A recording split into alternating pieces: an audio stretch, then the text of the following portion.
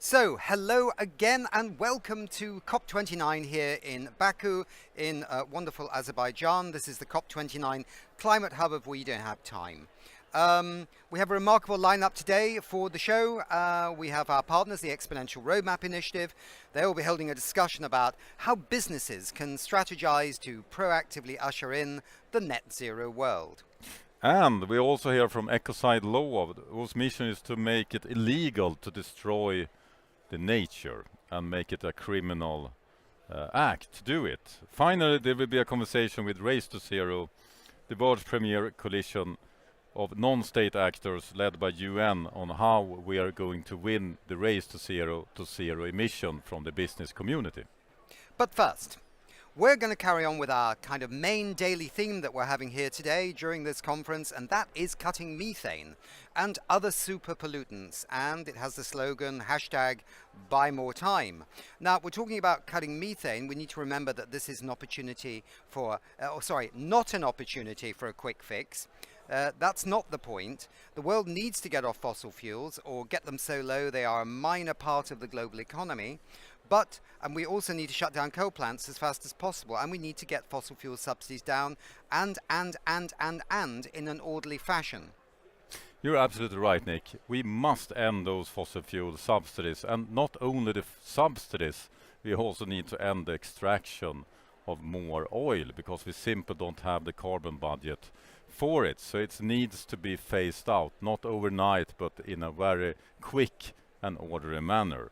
But this will take time, and currently, even if we have the solutions and we have the will of the people, we are not having the political leadership in the world currently to really speed things up. So that's why we have launched this BuyMoreTime initiative. That is a concrete solution that will give us more time to do everything else. Right. So it's not like a replacement for those bigger goals. It's a way of us being able to phase down all the gases that are causing climate change in the time and in the scales of time that we need to do to keep on this 1.5 degrees centigrade trajectory and nothing higher, yeah? Yeah, we need, to solve the climate crisis, we need to win the marathon. We need to run a marathon. But in order to get more time, we also need to do the sprint. So we need to do both the long term and the short term and everything on the table. And the good news, this will make it easier to solve the climate crisis by staying below the dangerous tipping points that we are hitting if we don't act quickly. Okay. Great, Ingmar, thanks a lot for clarifying that. We've had a debate earlier today as well that you may have seen as an audience, and that also brings and illuminates this complex but very, very important issue that we're talking about here.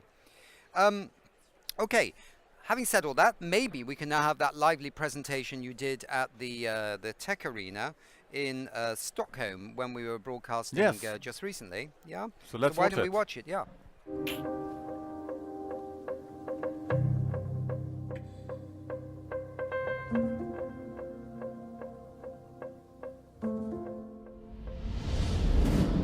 This is the climate crisis today.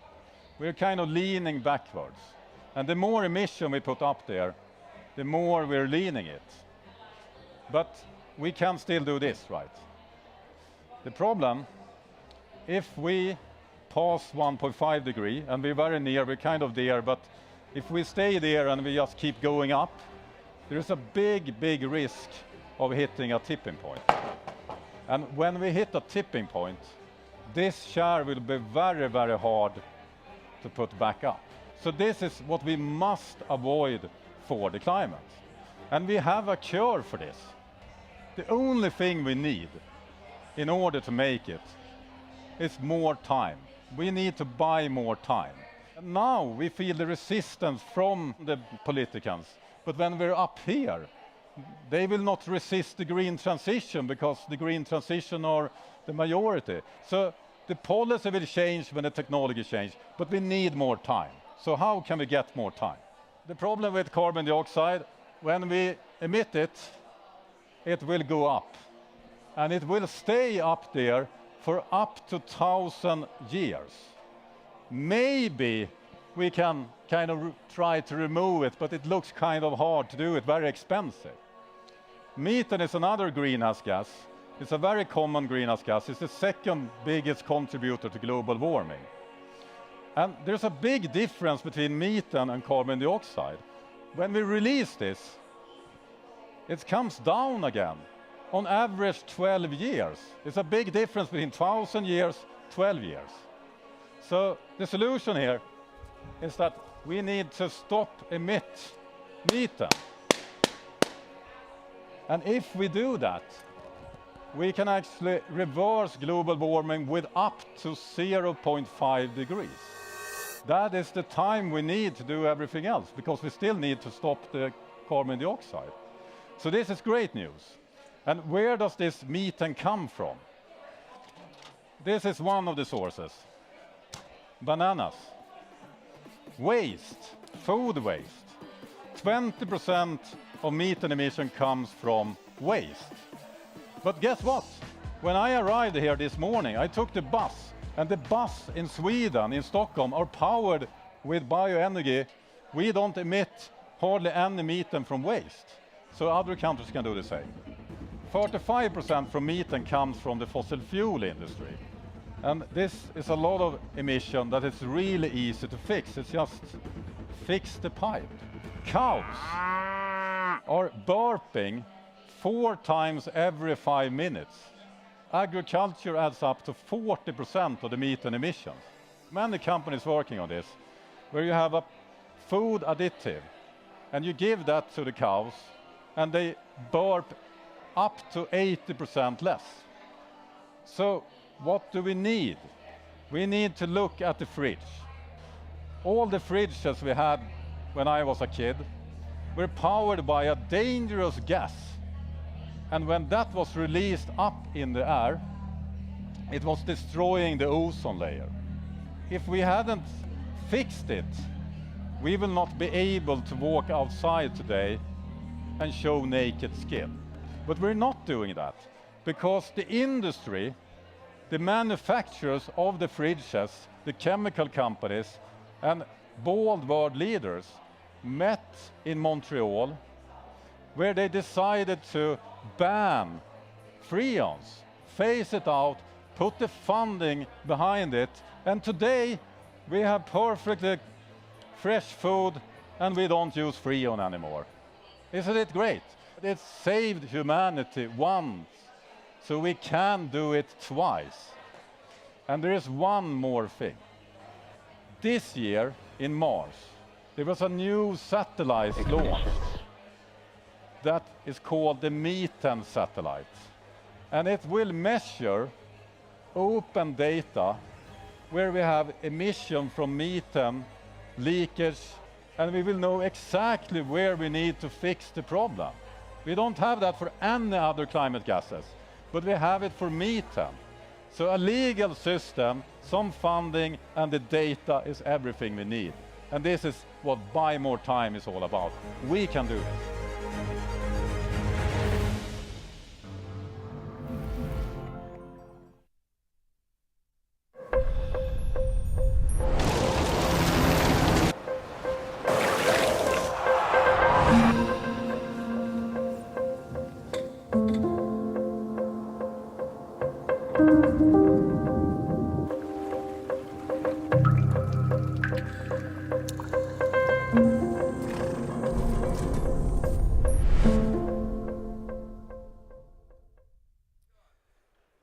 Methane is a powerful greenhouse gas. It's 80 times more heating than the principal well-known climate pollutant, carbon dioxide.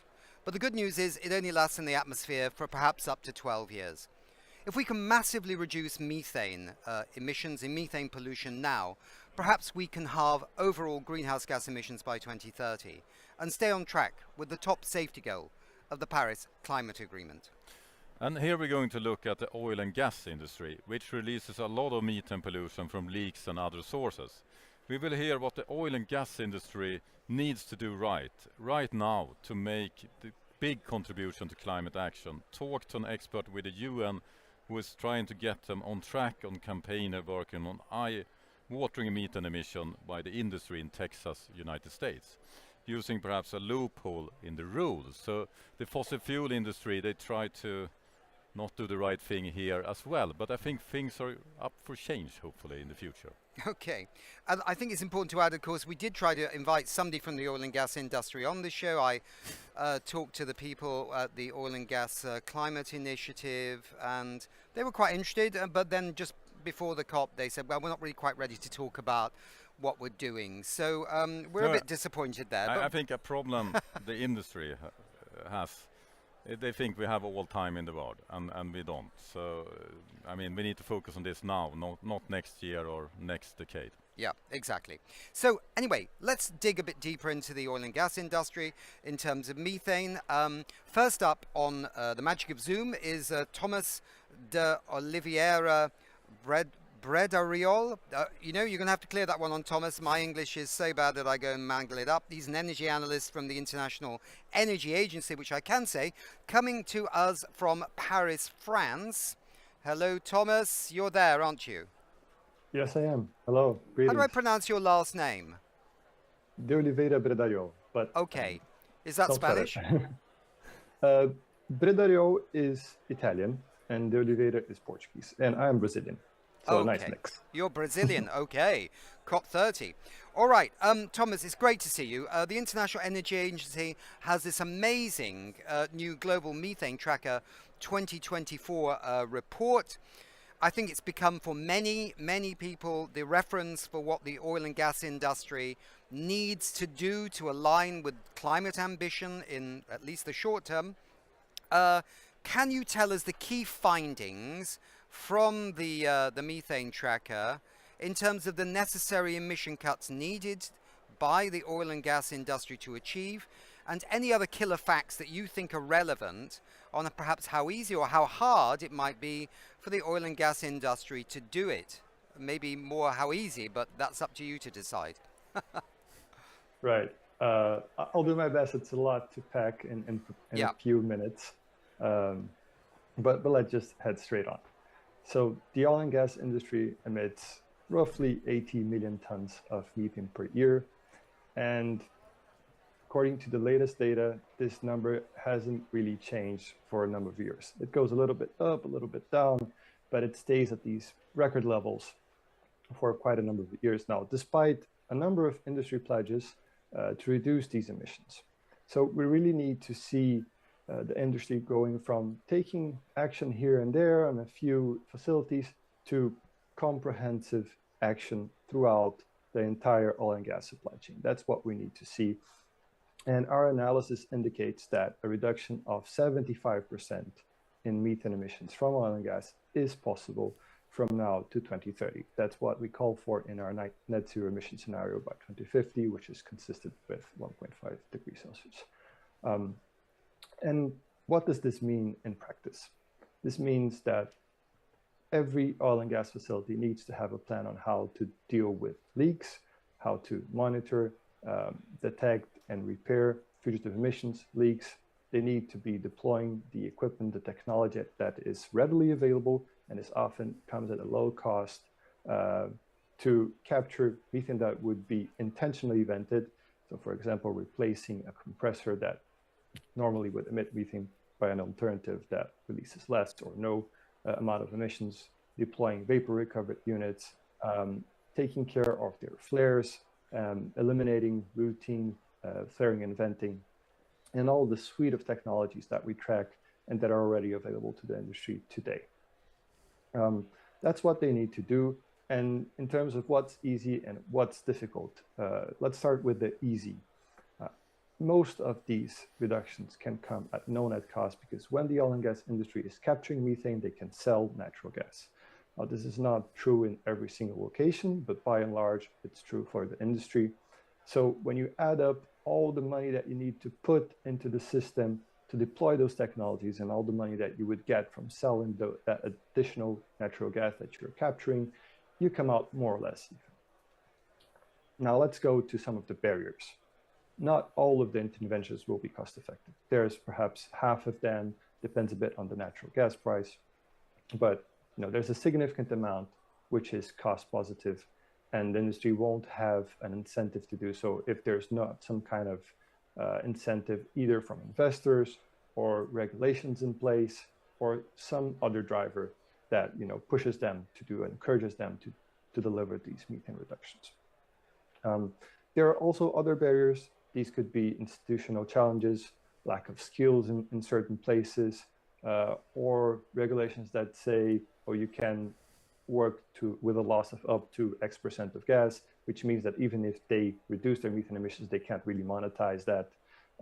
These could be also information gaps. In some places, there are people that are actually simply not aware of how much methane they are emitting. And this really needs to change. Every single oil and gas facility needs to have a zero tolerance approach to methane emissions. We have this great work from the International Methane Emissions Observatory detecting these very large leaks based on satellite technology. And we see thousands of these very, very large methane emissions events per year. And if we want to get on track to deliver on the climate targets, we need to reduce this to zero. There shouldn't be a single one of these high emission events out there. Okay, thanks, Thomas. And it's very interesting, your report, that I think there's some comment in the report that says, as you pointed out, that a lot of this methane could be actually captured, harvested and used as a fuel to reduce the methane going to the atmosphere. And there's some line in the report that says it's a bit surprising or something like that the oil and gas industry hasn't moved faster on this. And that I thought was a bit telling. You don't need to really respond to that, but I think it can inform a little bit of the debate later on. And I thank you very much for pointing out that we also have to understand that we have two worlds broadly out there. We have the world of the United States, Europe, Canada, Australia, blah, blah, blah. And we have a world of Africa and Asia. And there are some different challenges between the rich countries and the developing countries in terms of oil and gas companies, even state-run companies, Angola, Mozambique. I mean, they need some support perhaps to deal with this problem. But in general, the rest of the oil and gas industry in the world, particularly the private companies, they've got enough money to deal with this. Isn't this correct? I think the report says that. Yeah, that's absolutely true. If you look at the total spending that is needed to deliver this 75% reduction to 2030, we get to roughly $100 billion US. That might sound like a lot, but it's just a few percentage points of the net income of the oil and gas industry. Right. So most certainly, if you're looking at international oil companies, majors, they have sufficient cash flows to spend on this, and they should absolutely be doing this. Yeah. In some very specific contexts, as you were mentioning, in low and middle income countries, national oil companies, they might need some support. Independent small companies might need some support in these very specific contexts. Yeah. Thanks very much, Thomas. Stay with us. Over to you, Ingmar. You've got another wonderful guest. Yes, our next guest is Mark Brownstein from Environment Defense Fund, where he serves as Senior Vice President of Energy Transition. Mark, can you briefly tell the audience how the oil and gas sector is responding to the increased global attention to the methane problem? Well, first of all, thanks for having me, and thanks for taking this issue on. We have to remind ourselves that nearly a third of the warming our planet's experiencing right now is associated with methane pollution from human activities, and close to 40% of that is coming from the oil and gas industry. And of course, as you point out, molecules of methane that go into the atmosphere are not only bad for the climate, it's a waste of an energy resource. And so this really is a win-win. And you would think that industry would jump at the opportunity. And in fact, on the good news side of this is that recently the industry has started to embrace the issue. If you go back to the COP that happened in Glasgow, it was the first time that methane was on the agenda. And then, of course, last year at COP29, there was the Oil and Gas Decarbonization Charter, where now 55 global oil and gas companies, many of them national oil companies, signed up to a commitment of achieving near zero methane emissions and zeroing out flaring of gas, all by the end of 2030. So in the next 5 years. And how is it going? Well, so the bad news is, we're a year into this, and as Thomas points out, right, the data still shows that emissions are stubbornly high. And in fact, later this week at the COP, we will release some of the first data from our own methane satellite, which will corroborate the fact that emissions are too high. And so while we see some progress on the part of the industry in terms of beginning to develop the technical support functions that these NOCs require, and some of the financing mechanisms through the World Bank or through private capital, beginning to look at money going into national oil companies to support their efforts to reduce emissions. So we do see, early signs of tangible progress. But unless and until we start to see the emissions come down, we know that the job isn't being done. And that's where in tools like Methane Sat and websites like Methane Tracker from the IEA come into play, because I really do believe that it is the data that ultimately tells the story, and making that data publicly available. Yeah. Right. So it's not just the industry that knows, but it's also government officials and the public. And it's not only about shaming those that are doing the bad thing, it's also credited those that are fixing the problem. Well, and in fact, in our own conversations with industry and our own work with industry, time and time again, right, what we find is when we first broach the topic with the company, they assure us that there's no problem, because why would there be, right? Yeah. Methane is a valuable gas. Why would they waste their product? Invariably, when they go out and do field studies or when we show them the data from our own work, they're surprised at just how large the problem is. And so yes, data is the first step in understanding the magnitude of the problem. And yes, the data can help you figure out where to go. But I think that's interesting. Do you mean that if they find those methane emissions from their own operation, they can make money by fixing the leak? Yes. As a matter of fact, I was just having a conversation with the head of sustainability for SOCAR, which is the Azerbaijan national oil company. So far, in their efforts to reduce methane emissions, they've realized $97 million of additional revenue. So they can do climate action and make money from it? Yes. That is something oil company, normally they don't do the action, but they make a lot of money. Yes.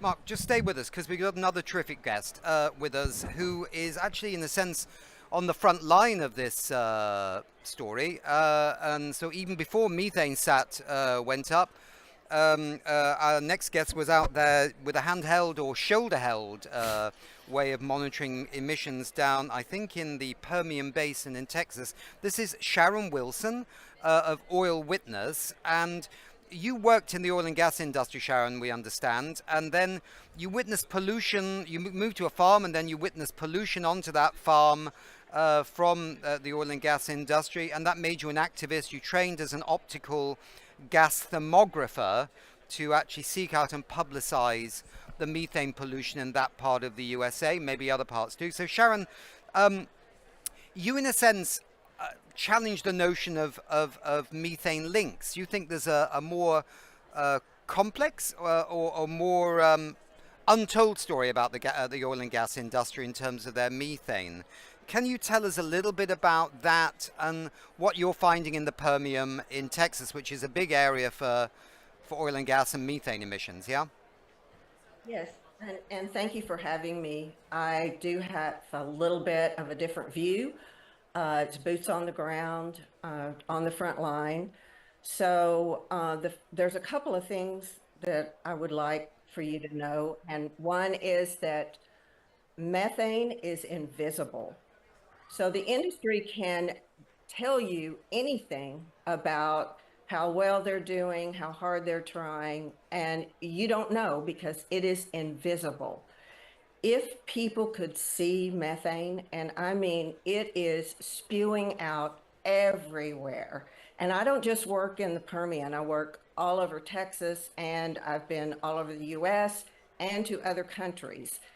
And methane is coming out everywhere. And if people could see that with their bare eyes, they would do more to stop it. And accidental leaks are not really the problem. It's the intentional releases that are the problem. Intentional releases are the big problem. Accidental releases, accidental leaks are the sideshow. Analysis of industry's own data reveals that 6% of the methane they release comes from leaks, and the rest is intentional, by design, baked into the system, and they get a permit that allows them to release this pollution. So that's 6% leaks, 95% intentional or accidental. And so when you say leaks, you are unintentionally greenwashing for the oil and gas industry. We don't know how much methane they're releasing because it's not metered. It could be metered, but it's not metered. But for the industry to say that they don't know how much methane they're releasing, they've had technology, the most sophisticated satellite, the greenhouse gas satellite, since 2017. So they've had access to this technology. And the problem, one of the problems in the Permian is that the gas has been priced at negative or very, very low most of the year. So these technologies that will capture, the technologies are unreliable is what I find in the field. And there's a lot of reasons for that, and I can talk about the reasons. I'm not saying that technologies do not work. I'm saying we find them not working all the time. But the industry is not going to have an incentive in the Permian to use these technologies because it is not economically viable to them. Capturing the gas actually costs them money. And so, you know, that there's a problem that they are overproducing gas.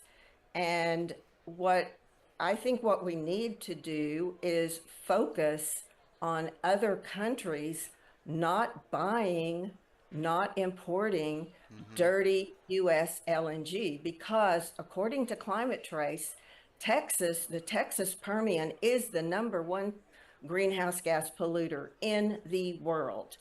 And the Marcellus Shale is in the top 10. So other countries need to understand that US LNG is not clean. It is some of the dirtiest energy you can get. So we need to stop building out more capacity to produce more, and we need to start contracting that instead of expanding it. And Thomas's agency, the International Energy Agency, said in 2010, we have to stop new investments in oil and gas, and we haven't done that. So the phase out needs to be accelerated quite a bit more than what we're seeing right now. Right. Sharon, these are all very good points from an activist on the front line, and that's an important voice that we need to hear as well.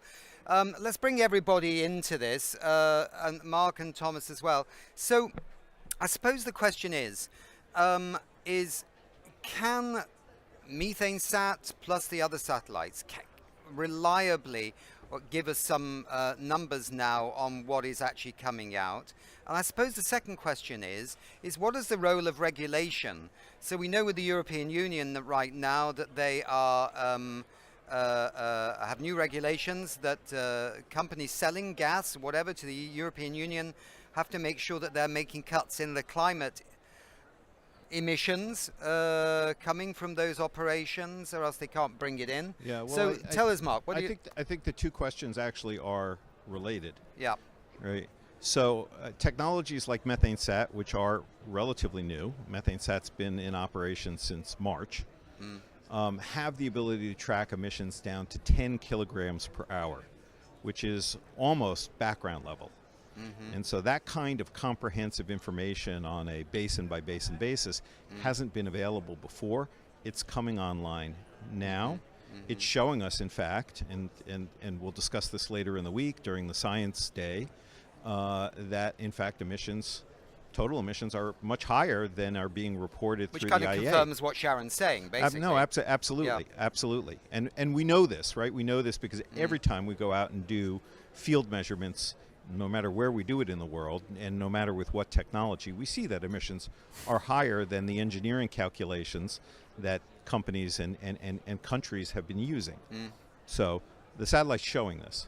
And at the same time, what that new level of data allows you to do is the kinds of things that Europe is beginning to mandate, which is as of 2027, if you sell gas into the European Union, you're going to have to disclose the emissions associated with that supply. And then by 2030, they have set themselves up to set a performance standard. So any gas coming into the European Union will have to meet a certain standard. And these are important measures to begin to drive producers around the world to accelerate their efforts to reduce their emissions. And by the way, Sharon's absolutely right. There's no scenario that I know of that says that we can meet the goals of the Paris Agreement, whether you're talking about 1.5 or 2, that has us using gas or oil or coal at anything approaching today's levels. So reducing methane emission is necessary, okay, but it's not sufficient. You need to do both. Can I just, Thomas, in your report on the methane tracker, some of the points that Sharon made, I think are reflected in that report, aren't they? Because you have a section on releases or emissions which have a name against it, which is kind of like, is it operational or unoperational? There's a phrase, but it's this kind of releasing of gas that's not really needs to be released sort of thing. Sorry, I'm using human language. No worries at all. And yeah, fully on board with what has been said so far. Yeah, there's a lot. The majority of emissions we estimate come from intentional releases. So you can call it operational releases. These are things that we know what needs to be done to reduce these emissions. And so I wanted to come back to your first question about policies. Policies are absolutely essential if we want to deliver these reductions. The oil and gas industry is very diverse. We can't really imagine a scenario where everyone is going to, doing best practice on methane management without some kind of regulation. There might be some actors that will go ahead and do that on a voluntary basis, but by and large, we need the regulations to be in place. And these regulations, they do not need perfect information. The satellites that are coming online, they will be super helpful. They will be kind of huge step change in the information that is available. They will help inform efforts to reduce methane emissions. They will help enforcement, many good things there. But we do not need perfect data to reduce these emissions. We know what are the types of equipment that release. We know what are the types of practices. We know that cold venting, flaring slips, open tanks, etc. There are many, many sources that are of known emissions that we know what needs to be done. You just need to go and replace them and fix them and deploy technologies that are readily available. And there are a suite of tried and tested policies have been used in multiple contexts and countries that have delivered emission reductions. So there's a lot that can be done now, even without perfect information. Okay. And I wanted to add just a final point. We've mentioned a lot about trade and natural gas and LNG. That's a very important part of the equation. Policymakers need to be thinking about that. And buyers need also to be thinking about the methane credentials of the fuels that they are buying. But it's not only LNG. They should also be looking at the methane from the oil that they are buying, because oil is a potentially larger source of methane emissions than natural gas. And this differential that Sharon was mentioning about oil prices and gas prices, a very important part of the conversation. So when we think about trade, we should be thinking not only about LNG, that's very important, but also about oil trade. Right. Would a sign of success for you, Sharon, be that the European Union, under its new regulations, banned imports of uncontrolled methane gas operations from the Texas Permian? Would that be at least a signal that something was moving in the right direction, that the EU said, no, we're not taking gas from there because they're not really reducing the methanes, they're not playing honest. They're not playing cricket, you would say in English, but that doesn't matter in America, so. Right, they've never played honest. And our regulatory system in the United States, which we just elected a climate arsonist, so regulations are pretty much off the table right now. But our system has always been a self-reporting system, which is why the methane emission levels we're always surprised that they're so much higher than what industry reports. So yes, I do not just the UK, but everyone needs to ban LNG from Texas. It is some of the dirtiest gas you can get, and also from New Mexico. The oil, also the oil exports from the Permian, they can't produce oil without producing the gas, and the associated gas is increasing. As they produce oil, there's more associated gas. So there's a real problem with producing oil and gas in the Permian Basin. It's just dirty. And one of the things, I want to describe some of the releases that Thomas was referring to in his report. We call them blowdowns. And so when the industry needs to work on some of their equipment, they just use our atmosphere for a dump. They blow all the gas out into the atmosphere. Now, people might think that doesn't happen very often. It happens all the time. I'm out in the Permian every few months, and I witness it all. Sharon, we get the problem, but don't you think that the Methane satellite will be a game changer because now they can't lie? Well, okay, but they can, because satellites have limits. And sometimes when I'm out in the Permian and they're blowing gas out everywhere, it's cloudy. Satellites can't see through clouds. I'm a fan of satellites, but people need to understand that satellites have many limitations, and also monitoring methane from the sky does not stop methane. And let me give you an example. There's one site in the Permian Basin, this is just one, that has showed up on the IMEO satellite database 22 times in 11 months. That 11-month period ended in April. I haven't looked at it since April, but I have been to that site many times since June, and it just keeps emitting like crazy. So that monitoring methane is not stopping methane. Okay, Sharon, we're just gonna, you've made this a very good point you've made, but we're just running out of time completely. Mark, please, just you've got a final point, I think. But these are all good points by everybody. So just a couple of things. So first of all, right, Sharon knows the Permian Basin very well, and the Permian Basin is a large source of the problem, but this is a global problem, and we don't solve it just by controlling the Permian, although that's really important. That's number one. Number two is it's absolutely true. All satellites have their limitations, but the amount of data and the quality of data that we're now getting from Methane Sat and frankly other tools that are coming online will be a game changer in terms of our understanding of the problem worldwide and our ability to track the problem worldwide. It's not a substitute for some of the on-the-ground work that activists like Sharon are doing, but it's certainly going to help. And the third and final point is that, yes, data by itself doesn't do anything. You need to act on data. And whether that's European import requirements or that is state-based regulation or government-based regulation or frankly the financial community acting on data, it all matters, right? And so, but the first step is, the first step to solving a problem is knowing that you have one. I think we need to wrap it up there, Ingmar. This was a really interesting discussion. Sharon, it's a great pleasure to have you on the show. Your points were very, very interesting. Great work that you're doing. Thomas, thanks so much for presenting that Dalj and being so free and open to discuss this as well. I think the International Energy Agency is I was never very popular about the International Energy Agency about 15 years ago, but you guys are really cool these days. And the work of the Environmental Defence Fund is excellent. We need to bring this all together. There's many more people in this conversation. We don't need to talk too much. We need to talk a little bit for the audience, but we need mainly action on this. And we need to have accountability. And at least there are some new elements of accountability coming that have some promise. Let's hope they deliver. Thank you very much indeed, everybody. Bye. Thank you.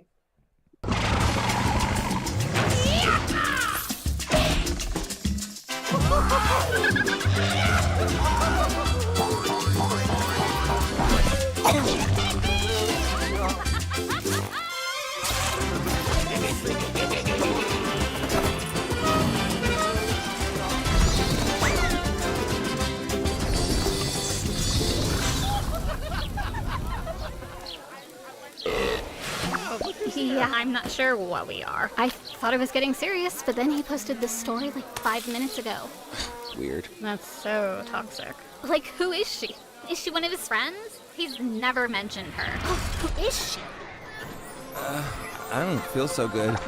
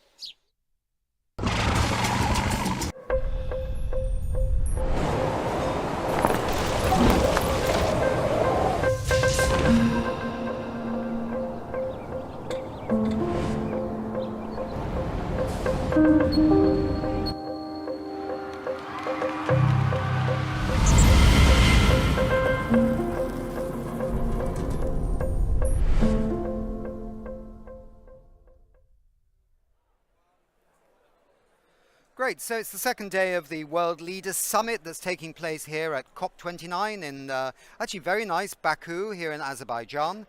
And the leaders have been presenting their national statements, and we'll try and keep you up to date on that later in the day. Let's now go to a session hosted by the Exponential Roadmap Initiative, one of our great friends and great partners. Joining me, there we go, in the studio and on stage are Johan Falk, who's the CEO and the co-founder of the Exponential Roadmap Initiative, and Lord Adair Turner, who is chair of the Energy Transitions Commission. Yeah, you say Transition Commission, means you're just sending the stuff around the place, yeah? Commission, or ETC.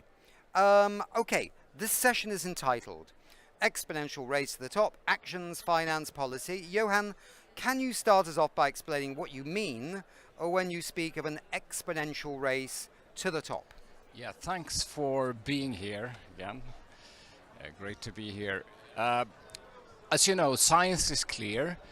We need to halve emissions by 2030 to have an opportunity to stay within 1.5, and we are definitely not on track. We all know that. One reason for that is that we are not scaling up the solutions to shift out the fossil economy sufficiently fast. We know renewable energy, electrical vehicles are scaling exponentially. But we have a number of solutions that we need to take over the tipping point, following a similar trajectory as in the Moore's law that we are inspired of, basically moving exponentially. Now, the good news is about 90% of the economy has some kind of net zero targets. Another thing is that companies that we are working with have both set science-aligned targets and starting to implement what we call transition plans, and even better, integrating that in their business strategy. Now we have a movement on the national side also setting so-called NDCs, which has to move to transition plans as well. Where we see the real opportunity is actually where we can align now these strong transition plans of accelerating what we call climate solutions to shift out the fossil economy with the national plans. Then we can achieve this exponential race to the top. So moving a bit from sharing of burdens to actually winning the new opportunities. Okay. That's the thinking. Good. So it's over now to you, Lord Adair Turner. Your recent report from the ETC, which, just to remember, is the Energy Transitions Commission, highlighted countries could triple the ambition of their NDCs, their national climate action plans that they're revising, simply by reflecting technological progress and already existing policy commitments. But we've not really seen much ambition quite yet in the few NDCs, national climate plans, that have already been submitted so far. In your engagements around the globe, where do you sense a race to the top might be happening, of a country wanting to win the new clean energy economy rather than looking to just share a burden? I think what's interesting is we have some technologies where the sort of exponential growth that we want to see in the use of that technology and the cost reduction, which is sort of exponential in the other direction, has undoubtedly occurred. I mean, what has happened, driven fundamentally by China on solar PV costs, storage battery costs, EV costs, is extraordinary. And I don't think there's been enough response of that from the rest of the world. I think if you look at the European automotive industry, they were guilty for quite a long time of precisely the inverse, by saying, oh, it won't really happen, it will be delayed, and they've been late to the party, but trying to play catch up. If you take those positive technologies, there are many, many countries in the world which could now accelerate, in particular, the decarbonisation of their power systems, but are not yet doing it. Let me give you an example. If you take Indonesia, I think if you look at the sunshine that falls on Indonesia and the current cost of solar PV plus batteries, absolutely enormous opportunity to say we are now going to put solar PV plus batteries all over the country. Okay. So we're not seeing enough so far, but we have seen China take a very strong leadership position. We are seeing very interesting follow-ons now. We're seeing a huge expansion of, for instance, electric two-wheelers across Africa. Interesting development this year. Major development of EVs in Thailand. The UK, interestingly, one of the countries which has come out with a strong NDC, committing to have net zero electricity by 2030. Right. It's going to be a stretch, but it is going to force the UK to develop some technologies of how you integrate grids, which will then be applicable across the rest of the world. So we hope we will see this tightening of NDCs, both to reflect the technological possibilities, but also to reflect somewhere countries already have policies in place, but they haven't yet reflected them in the NDCs. Right. But this process of NDCs is very important because the more that one country is ambitious, it will inspire other countries to be ambitious as well. Okay, super. Johan, any comments on this? Yeah, there I think the business community can really need to step up in actually communicating to nations and countries what is the economical opportunity to actually grab these new solutions, which can be reflected in economical growth and wealth, because all this transformation is happening through value chains. And the frontline companies need, of course, renewable energy. They need low carbon transportation in order to achieve their targets. We need to link that to the national transition plans so countries really see it as an opportunity either to win or to lose out on these opportunities. I think that can shift the ball game a lot. Interesting. We've got a few more minutes before we need to just transition. We're certainly going to dig a bit deeper into finance a little bit later in this session when you'll be back on stage. But Lord Adair, Turner, do you think, apart from the countries you've mentioned, and you mentioned Africa as well with two-wheelers, there are some bright little lights as well also on the African continent in terms of Kenya with green energy now, you know, well, we're seeing, for on. instance, Namibia Yeah. and Morocco, Yeah. two countries undoubtedly grabbing hold of the opportunity for them to develop green electricity, zero carbon electricity, and green hydrogen, and then to be major exporters of it. And this is actually illustrating to us that there are going to be new sources of competitive advantage in the future. If you ask where is the iron making of the world concentrated, a lot of it is where there was coking coal 100 years ago. But that's not the logical place to put iron making in future. The logical place to put iron making in future, the cheapest place to put iron making, may well be in the places which are drenched in sunlight. So Namibia is really setting out to grab that green hydrogen and hydrogen derivatives, fertilizers, maybe iron making. Morocco also is seizing the opportunity to be a provider of hydrogen or directly of electrons by high voltage cables into Europe. So there are a set of new opportunities around the world, particularly for countries which are drenched in sunshine. And by the way, that is most of Africa. Most of Africa has incredibly high. It's not entirely true of things like the Congo Basin where you have a large cloud cover, but a hell of a lot of northern, eastern and southern Africa has the most extraordinary solar resources. And the cost of solar PV panels has got now so cheap that this is a huge opportunity that they ought to be seizing. You know, you just mentioned something which really made me smile because I remember all these debates in the EU, right, where they used to say, why is Scotland growing tomatoes when they grow perfectly well in nice sunshine in Italy? Yeah. You know, you're right. The coking places don't have to be Well, I was brought up in Scotland, and I have to tell you, the local tomatoes never really got deep red. They never got They deep red, stopped yeah. off at about orange. They should just something. Last few points. We just got 1 minute and 10 seconds before we move on, Johan. I think we need these brilliant examples of both countries as well as value chains and companies going in the absolute front line to inspire the other ones that this will be a race, and it's about if we're shifting out 90% of the economy, do you want to be part of that or do you want to be left with the old one? When you get that thinking, we can get that positive race. So I think that is incredibly important. Show the examples, but also connect the economical opportunity between the nations and countries and the business and the value chains to see that how they interlink. Yeah, I've got it. Good. So I think we're just coming to a new section here. Let's move on.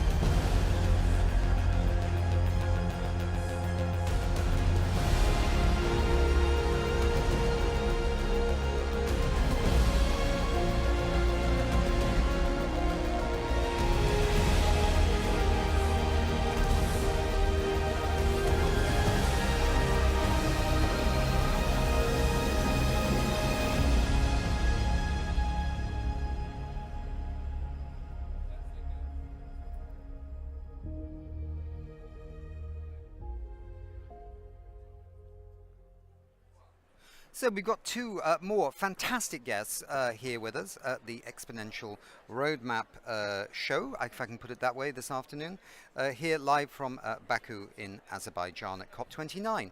And they are Siriam Rajagopal of Inter-IKEA Group. Again, we always ask, we might have to explain to the audience the difference between Inter-IKEA Group and IKEA, because they're not all Swedish. And Jenny Cato of Scania a well-known and very large truck manufacturer. Don't need to really explain that. We were going to have Vivian Romero on of the Brazilian Business Initiative, CEBDS, but I think she's been unfortunately detained somewhere. So this happens, but we have 15 minutes, so let's enjoy it. Jenny, why don't you kick us off and tell us a little bit about what actions your company is taking to win the race to the top of the clean economy? Well, thank you very much for pursuing that. Well, you know, we decided already 10 years ago to drive the shift towards a sustainable transport system, acknowledging, of course, that we are part of the problem, so we need to be part of the solution.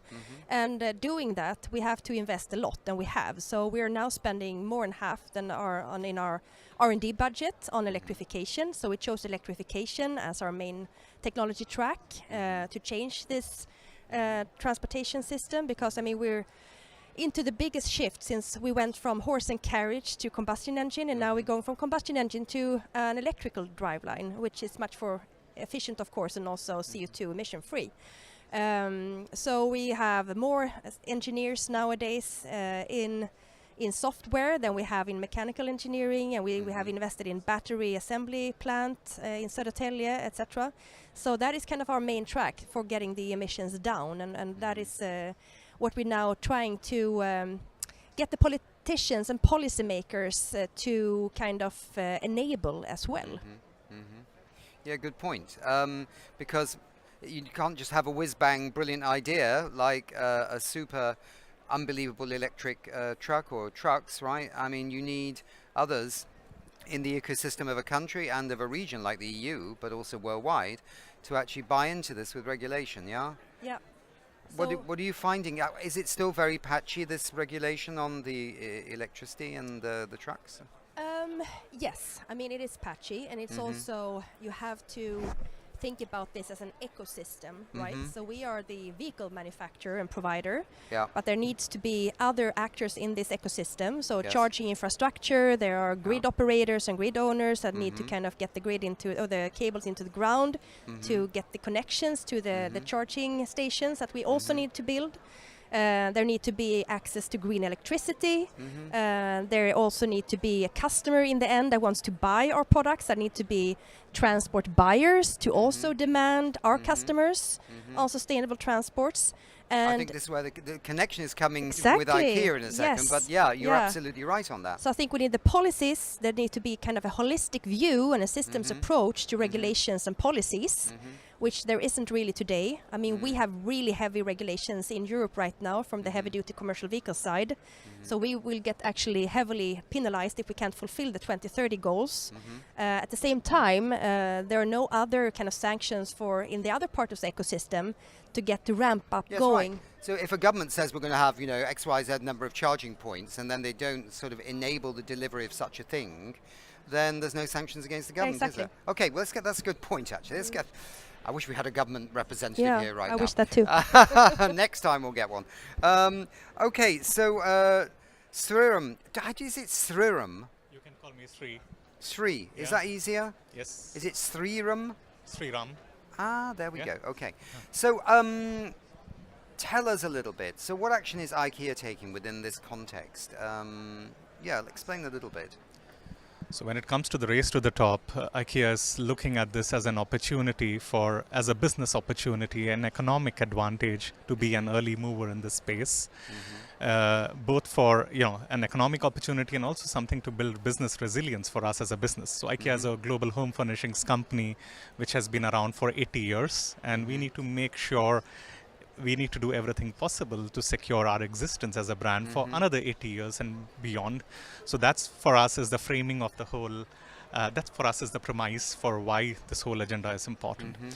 How we have gotten started is setting clear goals, clear commitments aligned to the science of 1.5 degrees Celsius. So we will be halving emissions across the whole value chain. So that's from extraction of materials till customers use our products at their home. So we have set goals across the whole value chain, and we will halve emissions leading to 2030, and we will get to net zero by FY50. So that for us is how we are signaling a clear commitment from a private sector perspective, which we hope, and we also have clear transition plans to back that up transition plans for each part of the business. So how do we design products? How do we manufacture products? How do we transport products? How do we set stores across the world? How do we deliver products to our customers? How do our customers use our products? So we have transition plans for each part of the business. Right. And then we are hoping that this would enable policymakers to, we are one part of it. It will take two to tango. So from a private sector perspective, we are putting together these demand signals then for policymakers and governments to also do their part. Interesting. Let's go a little bit further with this. Vivian, maybe you answered this before, but actually no, you're not Vivian, so we have to forget about Vivian. Actually, do you have electric trucks in the Brazilian area as well? Do you have electric trucks in Brazil? Does Scania have? We have electrical buses, actually. Aha! Yeah. So we could talk about Brazil, but we won't do that right now. But we were hoping to have Brazil on the show with us here right now. But yeah, okay. So you're driving the transformation through the value chains, right, Jenny? And if you were trying to tell an ordinary person what that means, driving, this transition through the value chains, what actually you must have to go through a lot of effort and a lot of work to do this, but try and explain what does it mean and what is the kind of dream outcome of this? Yeah? Yes. So, I mean, first of all, we have both upstream and downstream transition as well, even though, I mean, if we look at our kind of CO2 emissions, most of them, over 90% actually comes from Scope 3 when our products are in use. So that's where we're going into electrical trucks. But also there is, of course, material going into the truck. Yes. And we also set quite stringent targets on ourselves to greenify these supply chains. So for the 4 hotspots that we call it, so it's batteries, it's steel, it's cast iron and aluminum, we will have green steel and green batteries, etc., 100% 2030 in the European system. So that's also something, using our purchasing power and putting demand on our suppliers. And that was also what I'm talking about then in the kind of the downstream. So for us, doing this transition, investing this billions of euros into this transition means that we need, it needs to be a good business case for our customers in the end. And to start off, as any new technology, we need policy incentives to do this, to start off with. I mean, we need these incentives in all kind of parts of the value chain. So for a customer, they ask us 2 things. What does it cost? And why is it's more expensive than a regular diesel truck? So how can we kind of overcome that capex?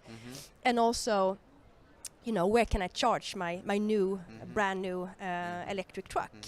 And that is these 2, because, we also have to differ between trucks and passenger cars. Yes. A truck is not a big passenger car, so it's a totally different use case. I mean, it's a tool that you use professionally and has to have an uptime of a certain amount. So, I mean, there's so many challenges in this, and it's not only about the range. We talk about range anxiety on the passenger, exactly. Yes. But I mean, for our customers, it's also about the payload and how much you can transport, the goods you can transport, and what distances, etc. So, what we are now trying to do, not only asking policymakers for a lot of things, we're also trying to get into different parts of the value chain ourselves.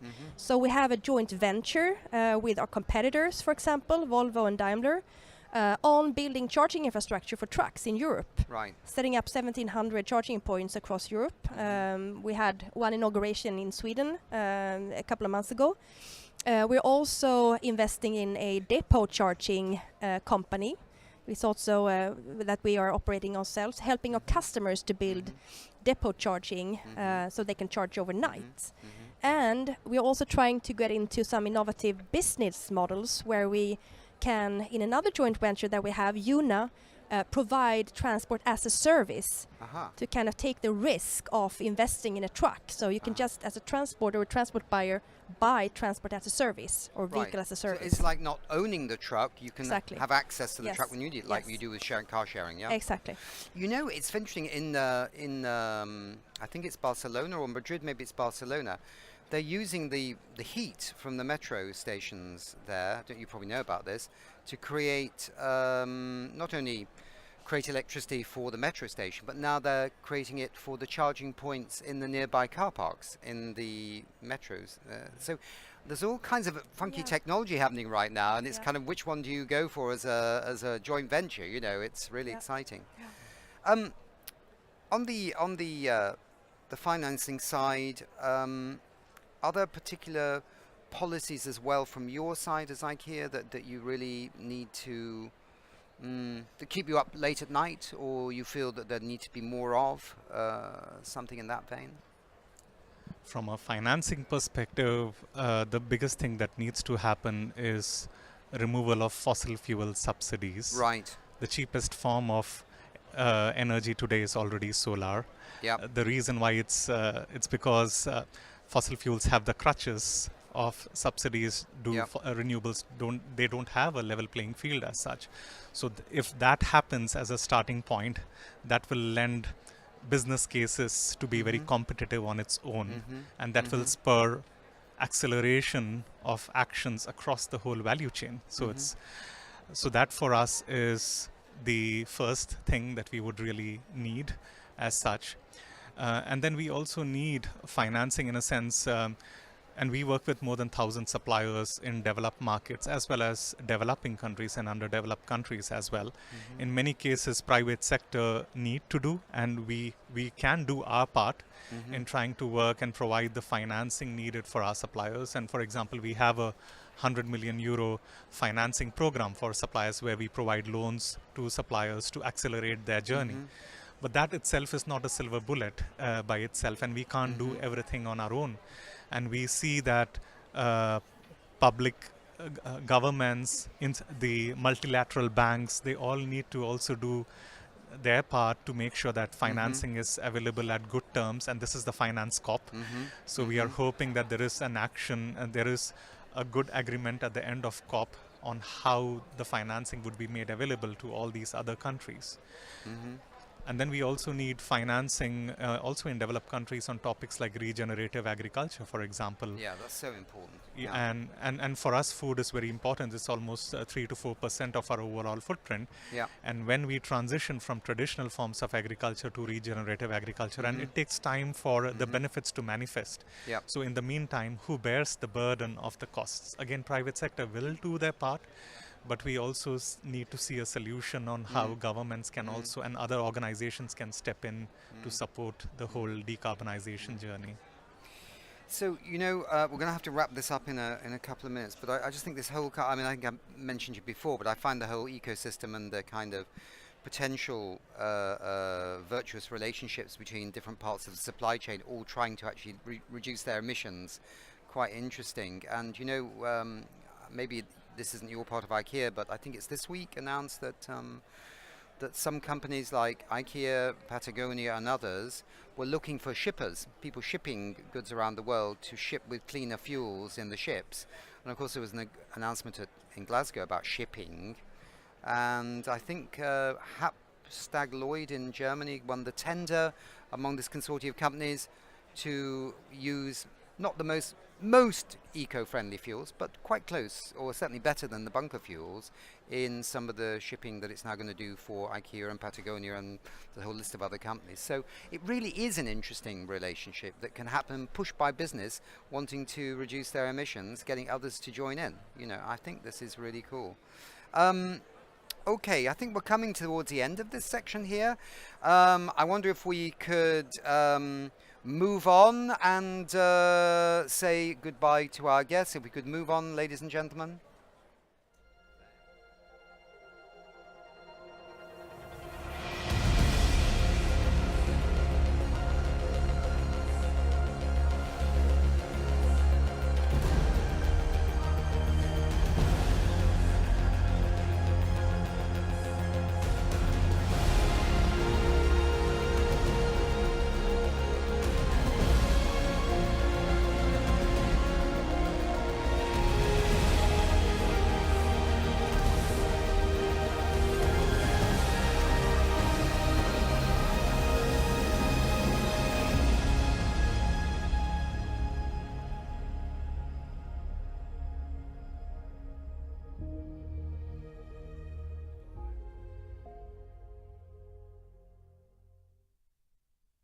So from actions and policy, let's turn to the topic of finance again and really dig in here. And let me welcome Ariana Griffer of the Institutional Investors Group on Climate Change. I'm told in my script I have to pronounce this IIGCC. Okay, I've done it. And again we have Lord Adair Turner, Chair of the Energy Transitions Commission, or ETC, and again, very happy to see Johan Falk, CEO and co-founder of the Exponential Roadmap Initiative. So I'm going to go to Adair first. You spoke earlier about capital investment needs for the zero carbon economy. Which financial actor needs to play what role here? Well, the answer is it differs by type of country. Okay. If we're talking about rich developed countries, the vast majority of the investment will come from the private sector. And the crucial thing for governments is to have the appropriate policies that create the incentives for the private financial institutions to provide money. So that's about carbon prices, regulations, power market structures, that planning and permitting systems that create good opportunities for private finance to finance.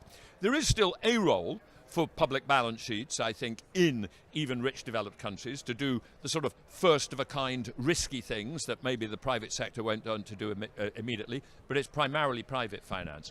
There's then a spectrum according to the income level of the country, the sophistication of its capital markets, its savings rates, and that spectrum is one of a gradual increasing role for public institutions, so that when you get to lower income countries, there has to be quite a lot of the work has got to be done by multilateral development banks and other forms of official financial institution who've got to create projects, help manage the risk down, and then the private sector will come in behind that. So it is a spectrum of very different mixes of countries across the world. Okay. Ariana, you represent institutional investors. What role do they play? Well, I could not agree more with Lord Adair Turner about, each investors will have a different role to play. In particular, institutional investors are there to provide the sort of a large capital that is needed to really move the needle and finance the transition, particularly when it comes to sort of large infrastructure that are needed for the transition. So we're talking about obviously renewable energies, grids network, hydrogen, anything that is really needed as an infrastructure to facilitate the transition. And as Lord Turner has mentioned, that the role of the private sector might be more limited in developing countries where a lot of the public finance and the multilateral development banks will come in to sort of strategically facilitate the mobilization of finance. But there's still a role that institutional investors could play there. And we have really good examples already in place of asset owners, so pension funds, coming in and forming strategic partnerships with multilateral development banks to facilitate that private finance coming into projects in developing countries. And these are done in a series of different ways, through blended finance models, through partnership models as well. But I think, I just want to put shine a light on the aspect of collaboration and partnership to make sure that these investors are part of the transition. Okay. So we're talking about the exponential race to the top, Ariana. This is what the session's all about, to win the new clean economy, right? What do these national climate plans, these revised nationally determined contributions that are going on right now in the run-up to next year's COP30 in Brazil, what do they do? How do they attract investment? How do they help countries win this race? No, thank you for the question. And I think we are at the moment in a very, very strategic opportunity for countries and investors to come together around these national climate plans. First of all, there's an opportunity for countries to actually lay out ambitious national climate and development goals. And this is really the time to start thinking about that and in the next sort of decade. And secondly, there's an opportunity from the finance side to actually understand where the opportunities are in that specific country and where investors can come in to finance the transition.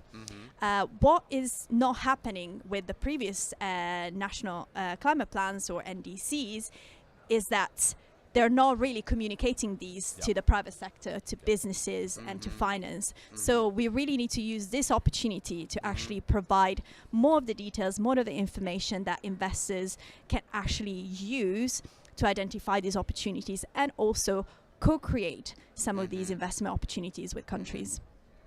I'm going to come to you just in 1 second on that. I mean, just with respect, and I just want to add this, there was a great effort by the United Nations to try and communicate these investment plans to the private sector. But did the private sector listen, or were they just so badly communicated even when the UN tried that it didn't make any sense? Look, well, earlier this year, we actually worked with some of our members across asset managers and asset owners to actually understand how investors are using NDCs, if at all. Are they looking at it when they're doing the sort of financial analysis? And the answer is that yes, they are looking at it, but at the moment, it only gives the sort of high-level target, decarbonization target. It's not granular. It's not granular. Okay. And what is needed is actually given that granular details around how the transition is going to look like across the economy and where you expect the private sector to come in and take some of those opportunities. Okay. I think this is a really crucial point. At the moment, if you read through NDCs, and I have read through a large number of NDCs earlier this year for a report which we produced at the ETC in about July, you really can't, for most of them, get a sense of where the financial investment opportunities are. Because you often get a very high-level statements, statements which don't be clear what is the plan for the decarbonisation of different sectors of the economy. It doesn't go through to, well, how much investment might be needed and how much does that country think might come from domestic savings and how much might come from outside.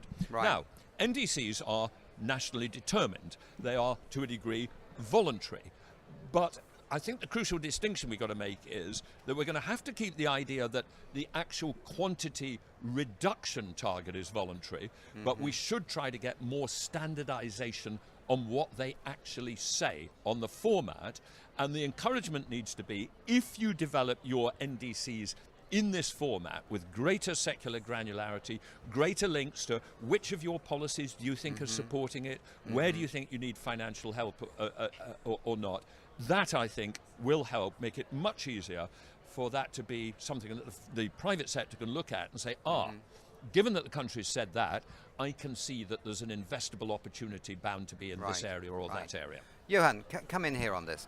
Yeah, completely agree that what is really essential is to have, like, we can call it transitional plans on national level, highlighting how you will drive the energy system, the transportation system, regenerative agriculture, forestry, etc., broken down on these key opportunities for transformation, because then you can link it to the value chains, where we see now a very strong interest from many companies that if you're going in the front line to transform your value chain, we see that some of the blockers are really in that we don't have sufficient progressive policies on a national level to actually enable that acceleration and scaling. So I think there is a brilliant opportunity to do that connection and then link it to finance as well. It's a fabulously interesting topic, this. I mean, we have we have like another 6 minutes on this, I believe. And I think it's worth knowing or noting that this is the crucial time, as you said, because the Climate Policy Initiative out of London brought out a report just recently on the amount of climate finance flowing around the world. It's still a fraction of what is needed for getting us on track to, well, we can come in this. It's just 1 second. I'm just going to say, no, please let me finish and then come in, because they say it's a fraction. Maybe they're wrong, but it doesn't seem to add up to the 10 or 12 or 11 trillion dollars, 13 trillion dollars we need by, say, 2030 to move us up to 2050. And if that's the case, then what has the international community been doing in the last 10 years to get countries ready to actually deliver, since Paris, right? This is for 8 years, isn't it, since Paris? Well, do you want to go first? Yes, please. How many hours do we have? I think the focus of this COP, and we've heard this from the Secretary General of the UNFCCC, is very much about implementation. Yeah. In the past years, countries have been putting forward their NDCs, their targets, but now we need to move from setting these targets to actually implementing. And there's no implementation without capital. That's why this COP is the finance COP. We need the capital to implement those targets, but that capital is not going to flow if the policy frameworks are not in place. So again, underlying what is already being told, having that sort of credibility of the policy framework and also regulatory actions that countries need to take to achieve those targets, the headline target and the targets at a sectoral level, is what then really unlock the capital in different countries and in different sectors as well. Because there's loads of capital around the world sitting around in bank accounts doing very little right now. It could be put to some good, couldn't it? Well, money doesn't sit around in bank accounts doing nothing, because Okay, that fine. bank account on the liability side of the bank is matched by loans on the other side of the bank. So, look, I do think it's important for us to get some figures clear on this and what fractions we're dealing with. Yeah. Our figures and the IEA figures of how much we need to invest by the late 2020s are not 11 or 13 trillion. They're more like 4 to 5 trillion. And the difference between 4 and 5 is how do you treat the purchase of passenger electric vehicles? You could say that's not an investment, and indeed they're going to end up being cheaper than ICEs. That's why you'll see big swing factors. Figure we work on is about 4 trillion, offset by about 0.5 trillion less per year invested in fossil fuels. That was about a trillion.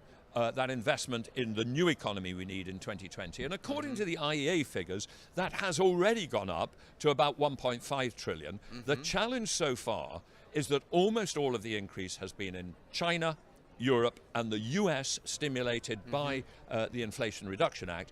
It has not been in the broad mass of upper middle, lower income countries. That is where I would agree we are at a small fraction rather than a large fraction. It is stepping up at the pace which is required in parts of the rich developed world and China, but where we are lacking is we're not seeing it yet in Indonesia, in Brazil, in lots and lots of those middle income countries, let alone in really low income countries like, for instance, much of Sub-Saharan Africa. With the Climate Policy Initiative, their numbers cover the all the sectors of the global economy, from agriculture through to I think you won't get to 13 trillion as an investment need. I can tell you that.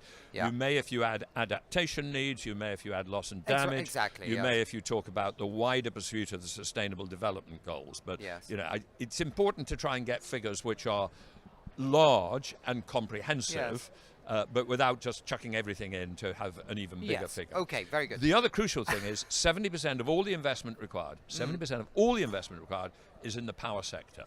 Always come back to that. The biggest thing we need to do is build a much bigger, totally decarbonised power sector.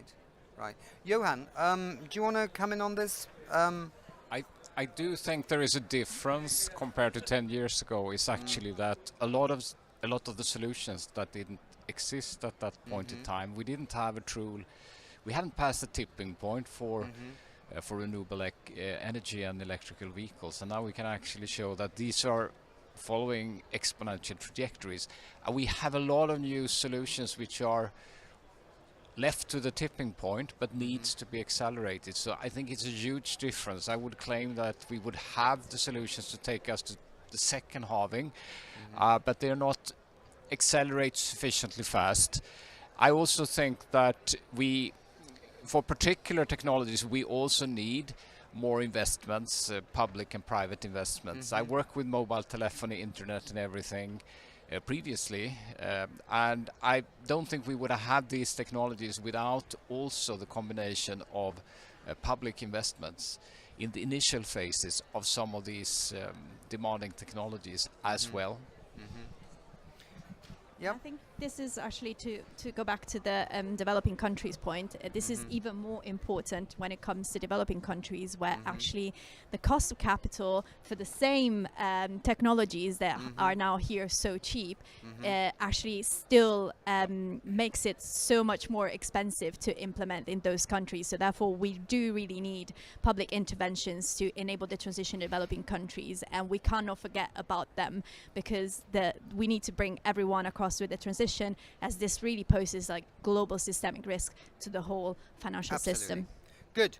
We need to wrap up here. Hopefully next year we'll see even more action on this and even more climate finance flows rocketing around the world and making this a better planet.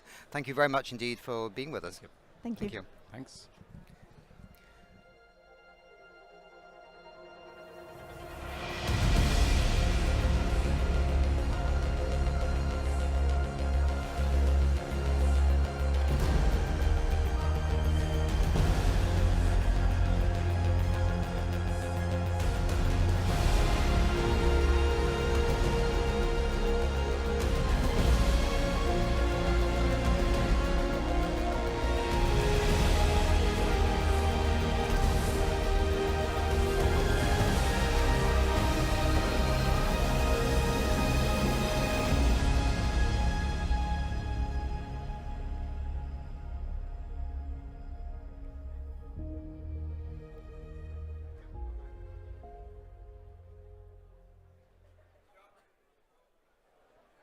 So we're now going to direct the spotlight to two great environmental documentary series produced with TVE, the Television Trust for the Environment, which is headquartered in London, England, and it uses the power of storytelling to drive real-world change for a more sustainable future.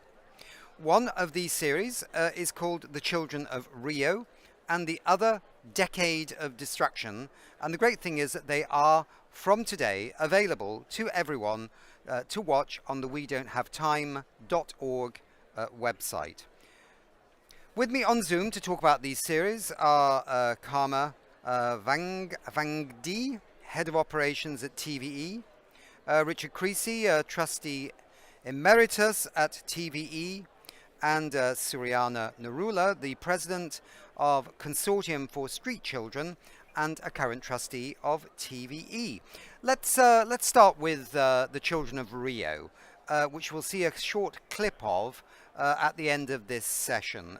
Karma and Surina, this is a real endurance project, right? I mean, it began at the Earth Summit in 1992. Tell us a little bit about what it is. Who wants to kick off? Okay, Karma, go ahead. So thank you for first of all, thank you for giving us this opportunity to present our films to the audiences down in Baku and also around the world. A brief background about the Children of Rio. We also call it 01020, and now we want to call the project Growing Up on Planet Earth. This was a vision which was started back in the Earth Summit, which was held in Rio back in 1992. TVE basically picked up 11 children from 10 different countries who were born in that year, and we started following their stories every few years or so. And then now we have been documenting their lives for the last 20 plus years, and now they've reached their early mid-30s, these children. These stories are documented from children from across the world, from countries like Brazil, South Africa, India, USA, UK, Norway, Latvia, and as far as Papua New Guinea as well. These are very important stories where what TV wanted to understand was through the lens of very personalized stories, wanted to understand the larger ramifications of what's happening to our world around us in terms of the environmental degradation, resource allocation, what is the effects of globalization on our lives. So it's very, very unique project. We want to continue this project. We have completed 3 to 4 episodes of these films, shot over the last 25 years. Now we are in a position where we want to go back and explore these stories again in the 30s, and along with Surina Narula, who's also now the CEO and co-founder of Filmaistan, a production company. and along with Richard Creasy and Spring Films, we want to revisit these stories and see what's happened to their lives, and then bring it on to the larger ramifications of how we can understand. I think it's a very important study for us to, all of us to understand the solutions and the answers and the questions we keep asking ourselves. But have we really learned from all of these? And where are we heading to? I think these stories, very personalized stories, tells us a larger ramification of these consequences. So that's great, Karma. Serena, I mean, I think Karma was like touching on that, but how do you build a global conversation through the lens of this film series, right? And also continue the conversation by getting support for the next iteration of this series. What's your thoughts there? Are you on the mute, the magic mute button there, Serena? Hi, thank you for having me here. Yes, for me, this film is very, very important, this series, because we've got a sort of cross-section from around the world. We have also got from different sections of society how children who were economically very, very poor when we started, after 20 years, they had those who had opportunity and change, how they survived, those who were doing very well, their parents, and how by dislocation, their entire environment changed, their circumstances changed, and how these children then did very badly in the end, you know. Also things like child marriage. In India, the girl we were following, she got married at 14, she wanted to be a doctor, and how it affected her life. And now she's the mother of several children, and she wants to change their life. So she's going to do that. So for me, this entire study around the world is a very interesting research, a tool, actually educational tool to be used by students around the world, by university students, by, you know, to understand how lives can be completely changed by the environmental circumstances and social things that have impact on their lives. Okay, fine. Just stay with me, because I want to have a little chat with Richard Creasy. Richard, you've been involved in another project called the Decade of Destruction. This is I've seen some parts of this, and this is a super documentary series as well that's chronicling the destruction of the Amazon rainforest, perhaps the 20th century's worst environmental disaster. For those not familiar with this iconic film project, tell us about it briefly, thank you. It's one of those mute things again, Richard. Crazy, isn't it? Any better? Yeah, it's much better. And I knocked my earphones out, so let me put them back in, and I can hear you as well. Don't worry, this is a warm-up act before the main show. Yeah. All right. Well, welcome to it.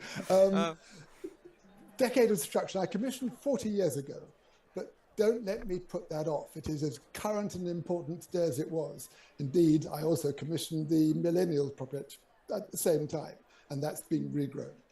The Decade of Destruction was made by an extraordinary filmmaker who went to the Amazon for 10 years.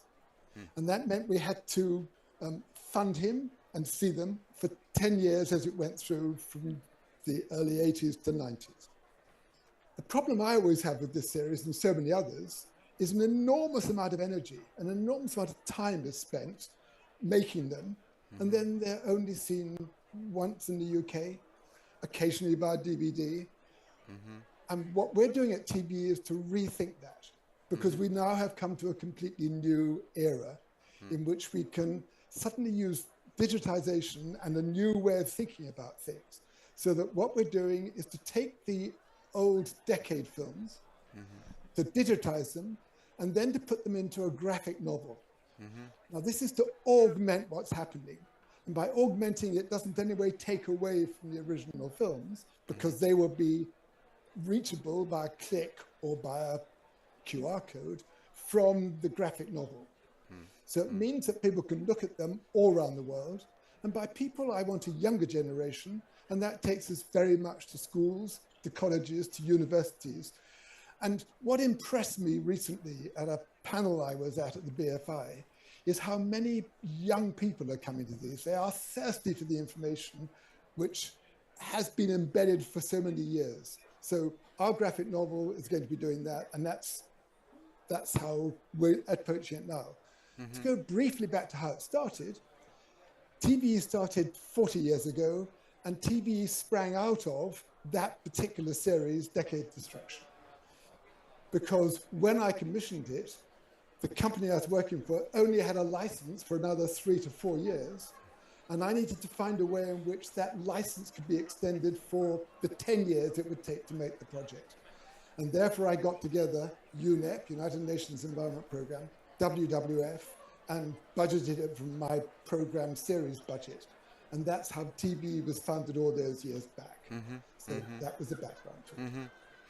Very interesting. And I mean, what's also fascinating is that these films, in a sense, they also dovetail with all the kind of chronicles of what humanity's been trying to do to deal with, you know, sustainability issues, climate change. I mean, they're like sort of partners, right, on this journey, right? So, I mean, we were using some old footage in a new campaign. We got a big campaign going on about methane gas under the banner Buy More Time, because quite frankly we've got 5 years to actually halve emissions to have a 50-50 chance of net zero in 2050 under the Paris Agreement. And it seems that really only by really rapid cuts in methane right now, because it only lives in the atmosphere for a short time, could you actually get the halving by 2030. So it's the short-livedness and the super power heating of methane that is huge risk, but also great opportunity to halve emissions in the next few years.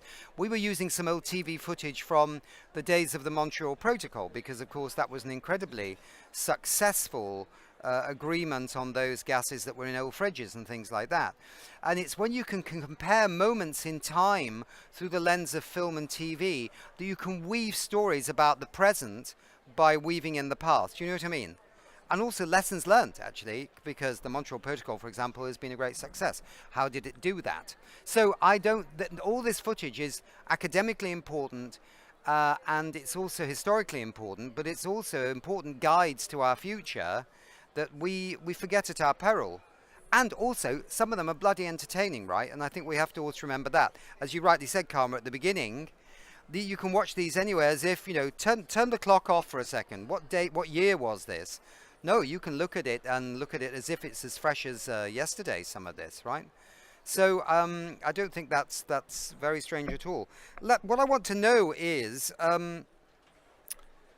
what do you need, I think, apart from the graphic novel, or is it just a graphic novel? Or you want to make some more films, don't you, of the Children of Rio? You want to make some more editions, more episodes of this story going forward.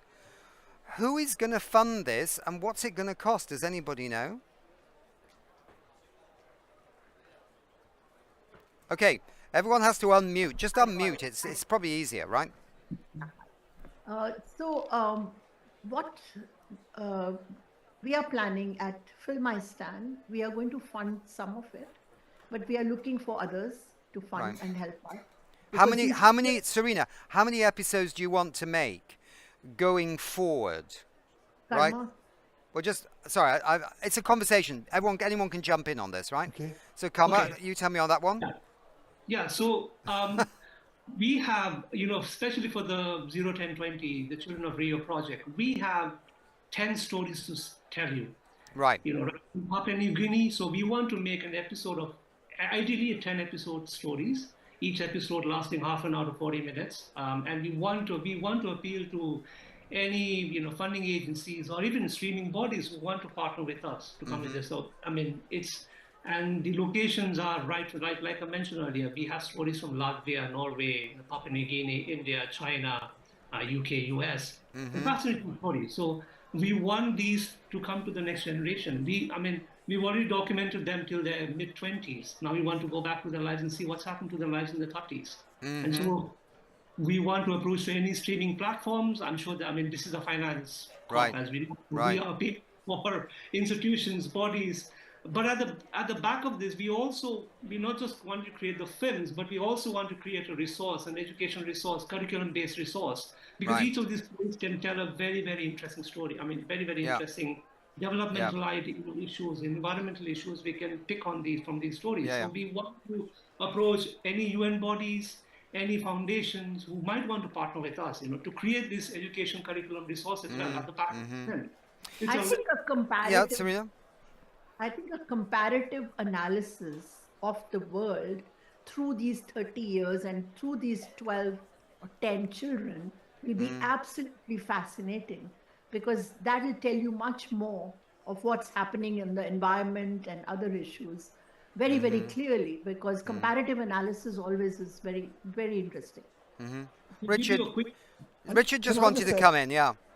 I just want to say we're also extremely keen at TBE to go into the future, so that instead of making films about people, we make films about people, and then we encourage others to use their smartphones and to send their short stories or their stories to us, which we can then put up besides the other stories on our multimedia interactive graphic novel, which has never been thought of before. Right. So a child that was a child in Rio in 1992 in, say, China, we do the show with her in her 30s, but that encourages maybe her friends, her community, her country, people to send in their stories, right, of the last 30 years or now.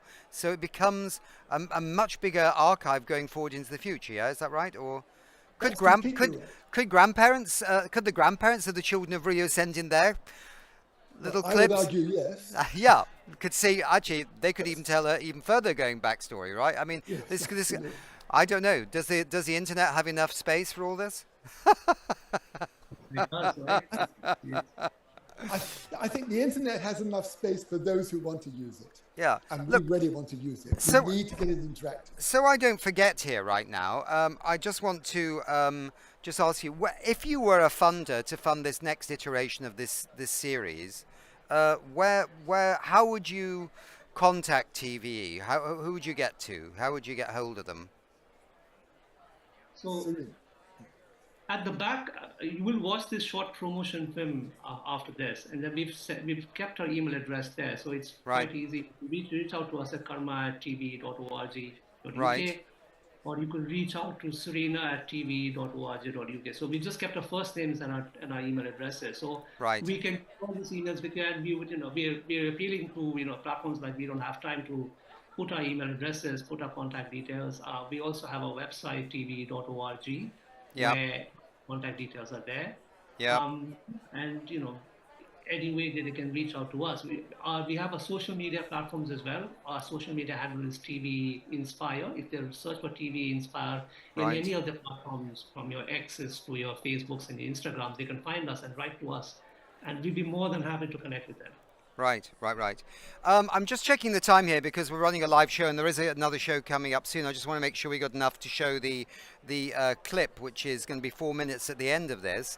But before we go, let's not waste the opportunity to just let the world know that you've got the 2024 Global Sustainability Film Awards happening in London in December.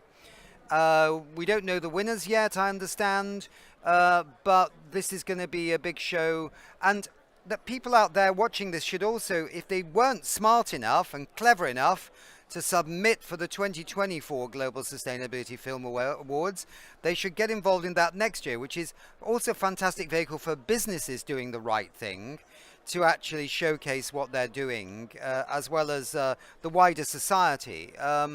So that's something to keep our fingers on and remember too, yes? Yes, absolutely. Our awards are on the 11th of December. It will be held at BAFTA, Piccadilly. We have fantastic films which have been entered this year.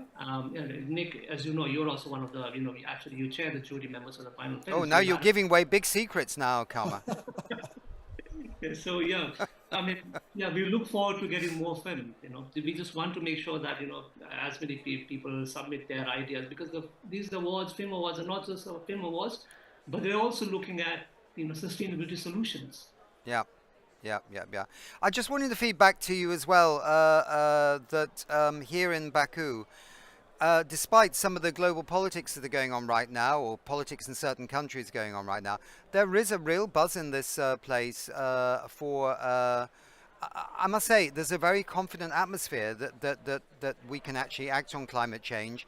And I haven't seen that much greenwashing here. I've seen some very engaged governments and people making some really important commitments. Not the best, but maybe the best so far being the UK, of course, with their plus 80% commitment to reduce emissions, which has blown away many of the people here, and some really, really excellent contributions from developing countries too. So I think a lot of people thought there'd be a negative fallout here. I think people say whatever's happening in one country, fine. There's many more countries in the world than just one, and we can act on that. So it's a very good atmosphere here, and I wish I could bottle it and just kind of like send it back to you so you could smell it when you open up the post, because it's a really good atmosphere. Look, I just want to say thank you very much. TV is doing great work, and it's been around for a long time, and it's achieved many things. I think that extending the 1992 film to a new series of the post 30-year-old lives of these young people, plus, as you were saying, Richard, people sending in their clips, their videos, their stories from the last 30 years, 20 years, whatever it would be, is a really super accompanying thing. And the graphic novel work that's going on is really excellent. And I've got to say, we have to move on now. Thank you very much indeed. Thank you for sharing the films with We Don't Have Time. They'll be on the platform of We Don't Have Time. And now we'd just like to go to this lovely trailer of the film Growing Up on Planet Earth. Bye. 请到我们家来参观。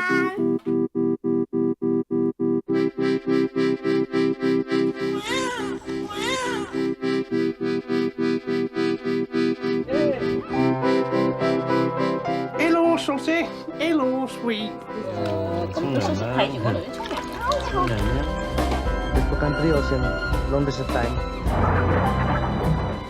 think everything's so mixed up, it's hard to exactly say how I feel. 178 world leaders gathered in Rio today. They're calling it the summit that will save the planet.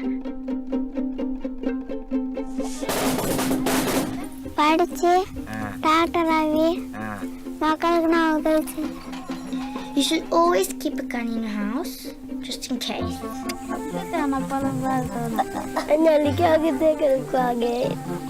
你认为变得就有很多很多钱是吗？不是。那什么是最重要的呢？身体健康咯。好。身体健康呢的人呢，健健康康才赚到钱。What kinds of things might have you seen on the news? People bombing Pakistan and all them. Tinha mudar daqui, Nandi aqui e Raimundo e o Paladastro lá. A friend doesn't have to be the proper color. It can be any, as long as he's a true friend.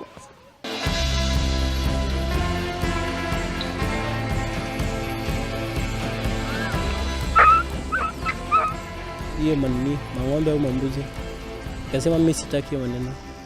Hapo ndio sasa nilipata morale ya kusoma.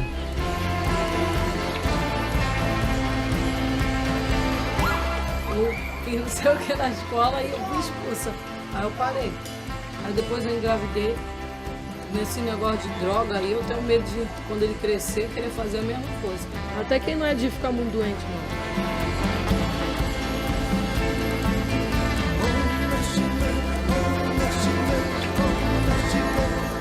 就忽视了我们很多人体的健康，全职也在养，然后一直对我说那些奶粉。Like to bring happiness and like loads of memories. So that was the best times, isn't it? When you're young and you're carefree.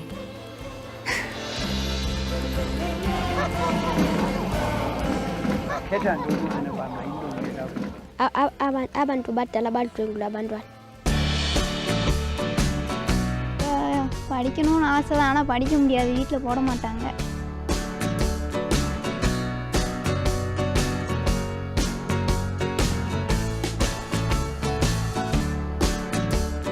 நம்ம bed, I've got my shotgun, easily accessible. When I left my name behind in Queenstown, I left like all the insecurities I had. I said, this is the person who I am and who I want to become. You've got to try and find something more secure, as secure as a job can be today.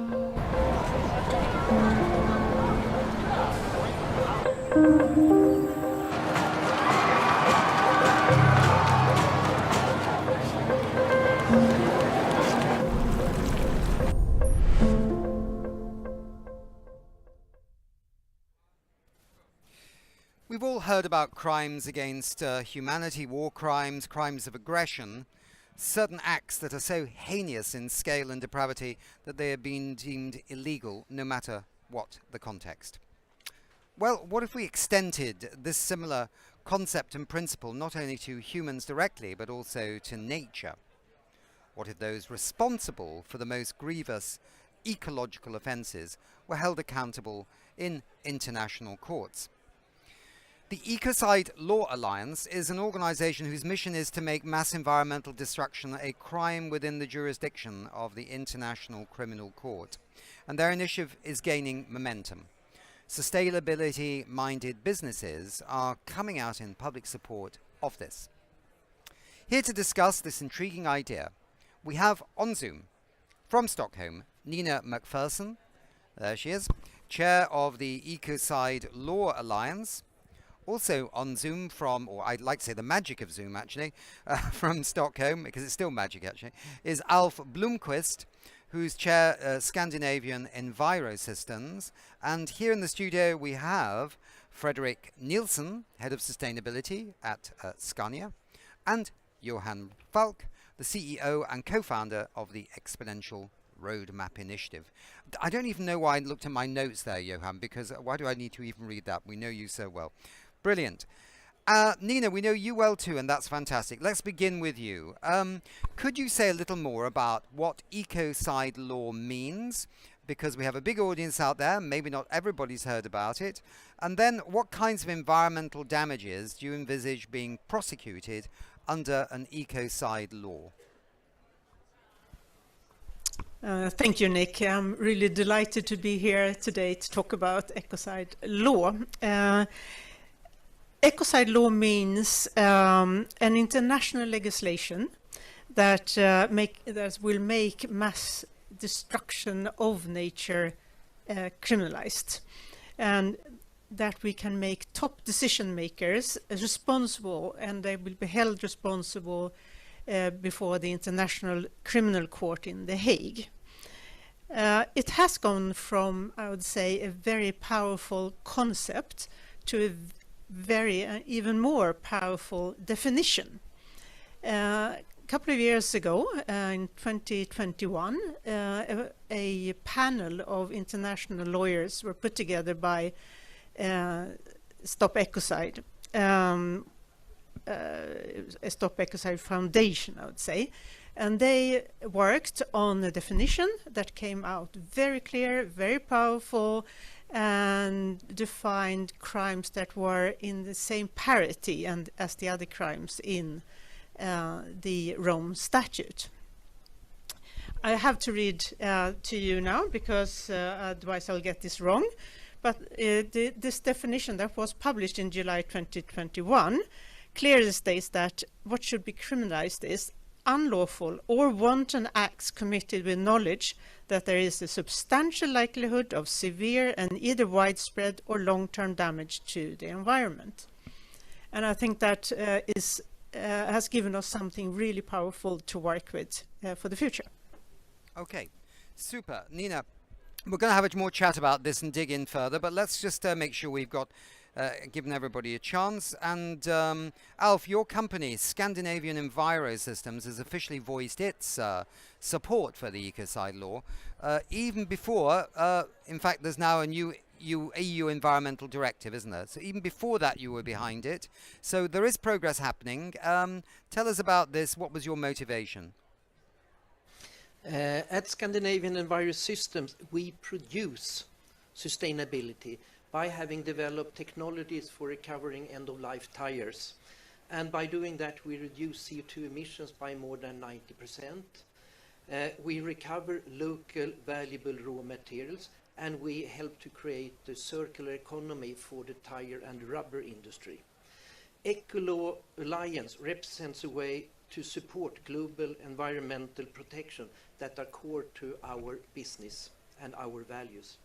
We believe in holding companies and individuals legally accountable for substantial ecological harm to protect the world as we live in and leveling the playing field for industries. Okay. That's the background. Super, Alf. All right. Frederick, you work for one of the world's biggest truck manufacturers that's doing a lot of great work in sustainability. Looking at it from the perspective of major industries, how do you view the proposal to make ecocide an international crime? Yeah, to begin with, if you're a company or an individual or a human being in a sense, I think given all the knowledge and insights that we have on how important ecosystems are for our economy, for us to thrive on this planet, but also from an emission point of view, this is almost like an obvious missing link, right, in how you run the society. And I think what we just heard here is also about creating a level playing field. Some kind of predictability on when you run a business, you need to adhere to some principles. But this piece doesn't exist yet in society. So I think the connection back to our work is definitely, it's a level playing field. It is predictable. There's clarity, and then based upon that, you can run your business, do your risk management, and do the innovation needed, right? So I think that's maybe the simple answer to it. Johan, Exponential Roadmap supports companies, taking climate action and accelerating the transition to net zero. One key policy that you recommend businesses to support is the Ecocide law. What's the connection here? As you said, Nick, we are bringing together leading companies in terms of 1.5 ambition across the globe, including Scania and many other companies in the absolute front line. And from our perspective, our theory of change is that we need to drive from the front line the leading companies, both the transformative companies and the disruptive companies. So we took that quite obvious decision that we now integrate that in our strong recommendations. We do an assessment of all companies we onboard and give them continuous feedback. So this is one of the key points we're bringing in as a strong recommendation. And that's basically what it is. So we see we can contribute in actually scaling out that by bringing together a sufficient number of companies over time. How many companies so far have joined the kind of movement, if I can put it that way? Is there a growing sense? Is it mainly concentrated in the European setting at the moment, or are people interested in this in other parts of the world? How global could it get? I guess you're asking me, Nick, right? Well, Nina, so you can. Yeah, why not? it's difficult to see where you're looking. Okay, so I'm looking at you now, but the cameras have been a bit slow. Right. Very good. You can see. So, Johan, you are organizing people from very many parts of the world. We have started in Sweden, but we have also sister organizations and the umbrella organization Stop Ecocide International.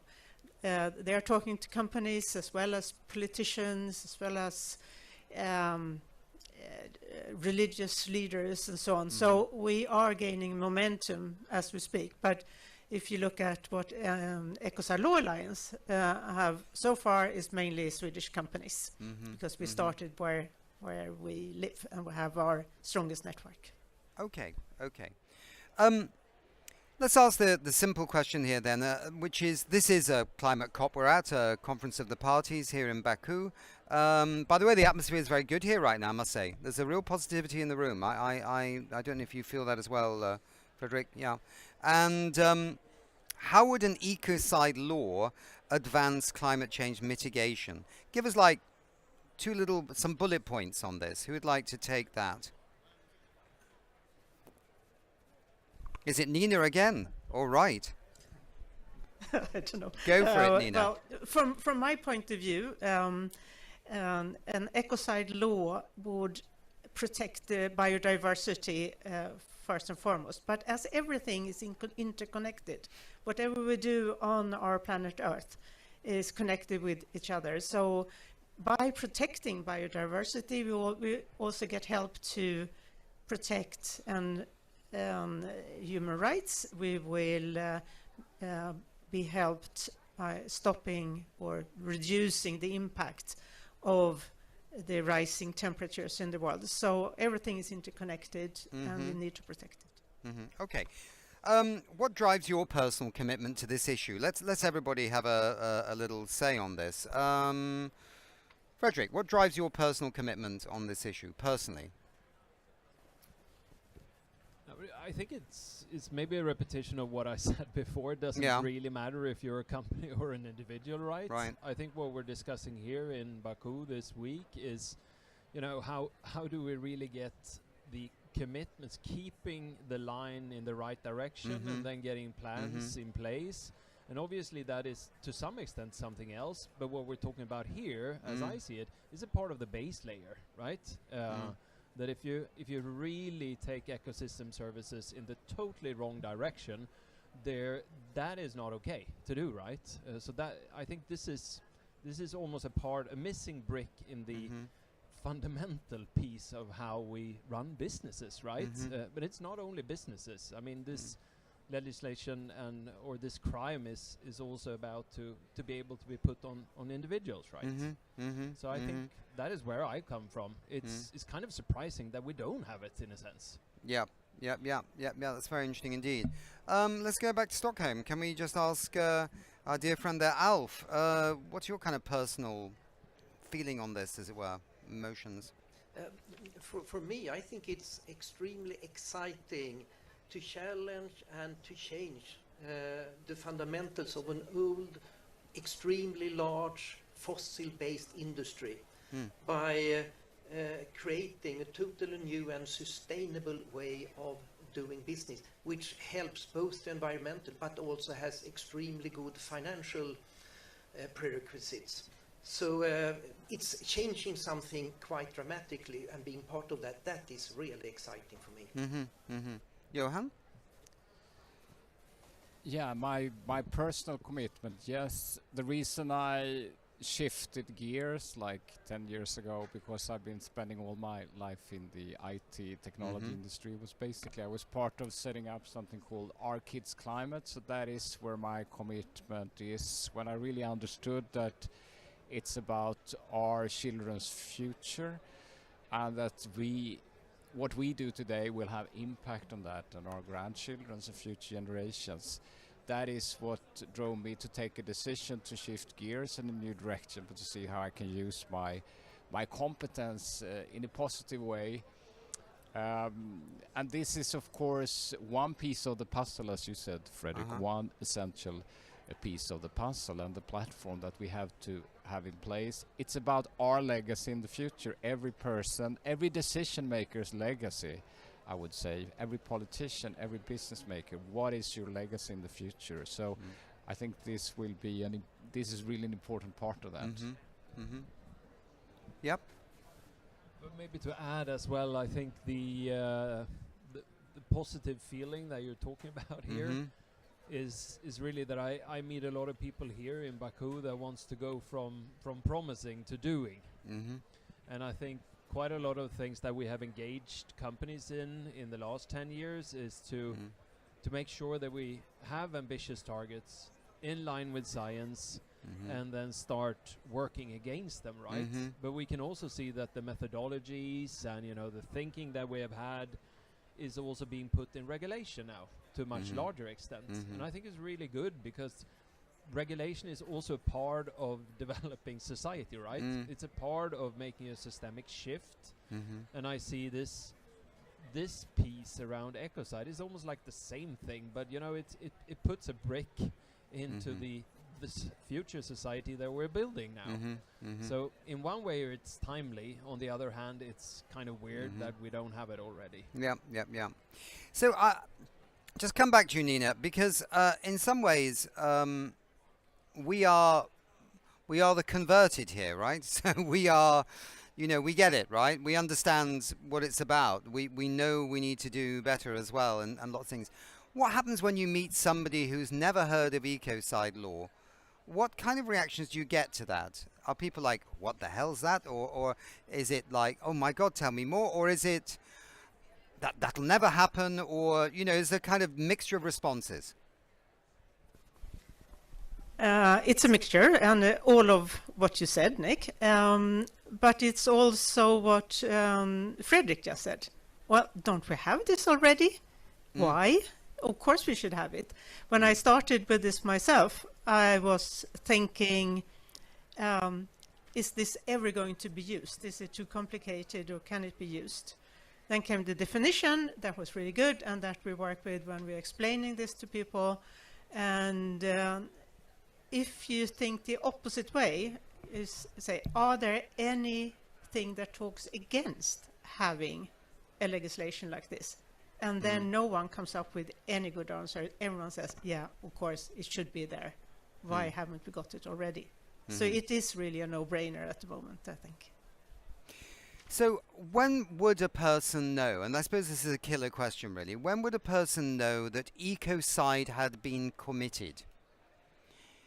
Is there a way of understanding that? In other words, is it the destruction of a river system, the destruction of a forest, or is it the destruction of the atmosphere?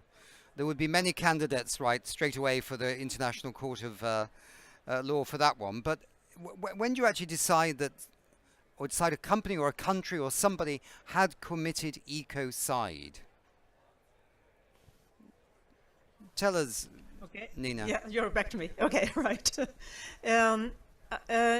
When you talk to the lawyers in the panel, they say we would like to avoid giving examples. Well, what happens is that we get a discussion around, is this actually ecocide or not? Instead of saying, should we have this crime included in the Rome Statute or not? Right. So if you look at the definition, it has to be really severe. It should not water down the other crimes, right? So it's a severe crime, and I think I'll do the same as the panel and try not to create a discussion if my example is in fact ecocide or not. So the concept would be, once it was actually agreed there was such a thing as a law, it would be on the statute books, and then it would be tested purely by a case, right? And that would lead to case law and the development and evolution of such a thing. Is that correct? Okay. That's perfectly interpreted. We've got one more 1 minute 13 left. Anybody like to chip in here on, because I don't want to just waste the time by going to the next session. Let's use it. No, but I think if I wanted to say maybe a last thing, we're also here to try to make this shift inclusive, right?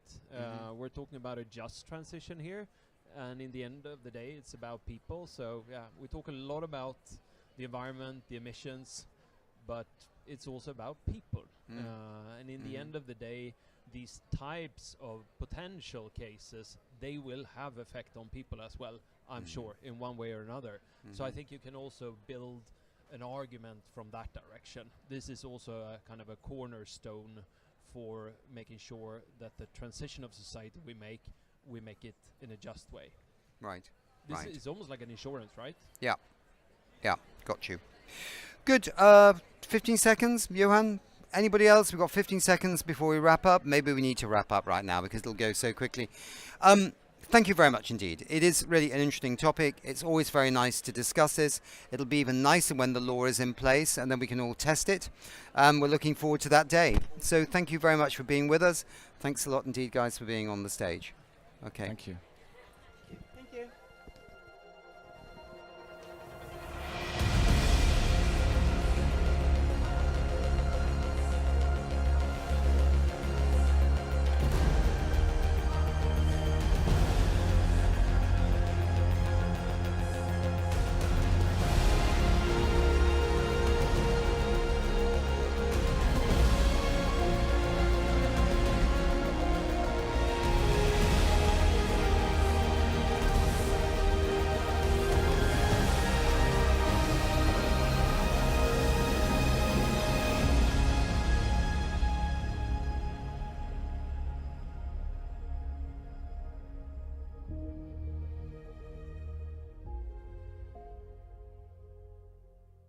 At the start of COP29, many of us were wondering how we continue to implement the ambitious goals set out under the Paris Climate Agreement of 2015 at the speed and the scale needed to halve emissions by 2030.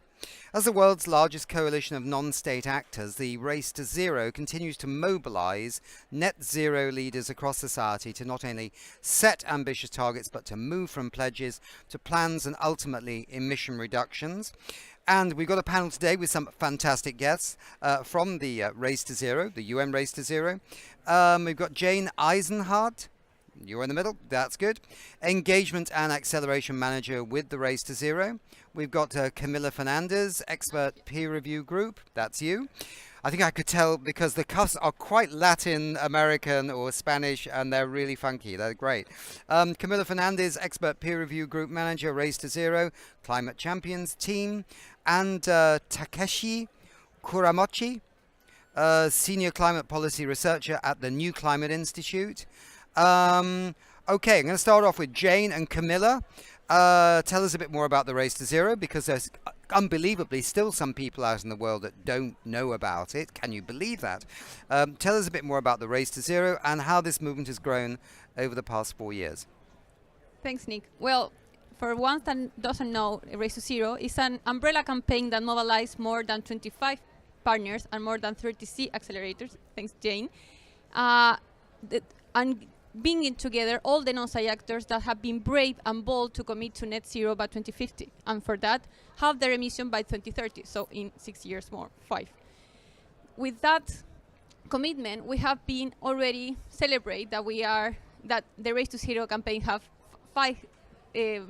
15,000 members already all around the world, bringing together 150 countries. So even though probably there are many that are not part of Race to Zero and are aware of Race to Zero, they're probably one member in their different country. Right. And they're not only reducing emissions, they are showing some signal of progress. Yeah. Yeah, we're seeing lots of signals of change, and these members are across many different actor types. So we have over 12,000 companies in the Race to Zero, majority of which are small and medium-sized enterprises, about 10,000 SMEs. We have over 650 financial institutions, over 1,100 cities, 50 states and regions. And then, of course, universities. We work with over 1,000 universities across the world. So really wide breadth, which is what makes the initiative so exciting. And we've seen massive growth since the campaign started 4 years ago. I think this year alone, we increased 16% in new members. Wow, that's quite big. All right. Cami, tell me, or Camilla, is it Camilla or Cami? Do you like Cami? Whatever you want. Okay, just to come back on this, and also Jane, just briefly as well before I come to Takeshi. Do you think the quality of the members joining is also something that everyone's conscious about? Because sometimes when things get very big and lots of people join, then people are running around saying, yeah, but are they doing anything? You know, do you feel the quality of the Race to Zero, the people that have been joining, is in general, you know, in line with our ambition for the Paris Climate Agreement? That is a really good question. when the campaign was launched, we were following the S-curve. Is when you have like a critical mass, probably 20% of like particular number that are commitment. Probably the other 80% are going to follow. Yeah. And when you think like how many people could be committed, probably we're not even near the 20% of like the critical mass of each particular context. So in that sense, probably you can say that it's big, but it probably is not big in particular country. But when you can understand the quality, and when you see like probably large company that have already go through the 5P, like have a pledge, have a transition plan with quality of how they're going to transition from A to C, and also start disclosing, you can see there are many examples where you can follow. Of course, when you want to have like an universal and global campaign, you can grow in the speed that you want and have the quality that probably you really like. But as James shared, we have already seen like some emission reductions progress. And you also need to understand the process that each campaign has. It's like when you want to create a politic to transform your own organization and your initiative, you need to transform many cultures, people, process. It's not going to be from day to night. Yeah. And I think the most example that we have are already people that have an organization that have been really bold and changed many organizations. For other ones that are going to be part of this 80% are going to follow in the right direction. Okay. Jen, we'll hold it there for a second because I can't leave Takeshi out of this. So tell us, Hiki, what can you tell us about the Net Zero Tracker and its most recent Net Zero Stock Take report? Yeah, sure. So it's been a pleasure working with the Race to Zero campaign as a part of the Net Zero Tracker project led by Oxford Net Zero, Energy and Climate Intelligence Unit, Data Driven Envirolab, and New Climate Institute. And back in September at the New York Climate Week, we launched the 4th edition of the annual Net Zero Stocktake Report. Net Zero Tracker tracks the progress on the net zero target setting and the implementation plan formulation of more than 4,000 entities, including all national governments, more than 2,000 publicly listed companies, more than 1,000 cities with 500,000 population, and all the states and regions in 25 major emitting economies. I would like to focus on the non-state actors and the findings, three key findings from this year's report. So the first one, the net zero momentum is still going strong. So when you look at in the past 12 months, we see 28% increase in total net zero targets among states and regions, 8% increase among cities, and 23% increase among companies. So in particular for corporates, there's a talk about green hushing, etc. But in a global scale, the net zero momentum is still there, and there are more actors on board the collective journey towards net zero. Second, the overall robustness of these non-state actors' net zero targets are still low, but we now see many more good practices emerging. So in the Net Zero Tracker, we assess all the net zero pledges made to date against the procedural and substantive robustness criteria informed by the UN high-level expert group and other scientists. We see that only 5% or less of these entities actually meet all of the criteria, which is introduced by CAMI 5Ps. And this is itself is a very discouraging figure.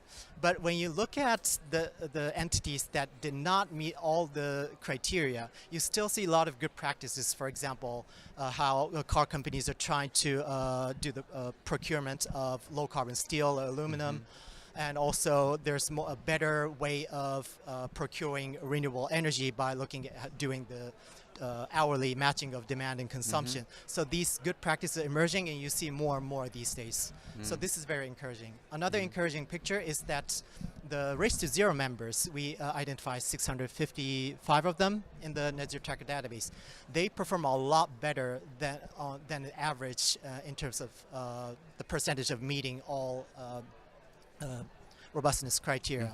So that's a very encouraging finding. Okay. Third, one last thing I want to emphasize is that so while we are scrutinizing the robustness of the net zero pledges, there are so many actors, more than 40% of our database out there, not having any emission reduction target at all. So we need to shed more light on these actors and make sure that they get on board to make a first step towards our collective journey towards net zero. So is there a global database of every single company in the world, every single city in the world, every single thing in the world? I mean, in other words, can you see that there are, I don't know, 10,456,373 companies in the world, of which 9,321 have signed up for the... Do you know what I mean? Or is that just me, like I've smoked something crazy, or, you know?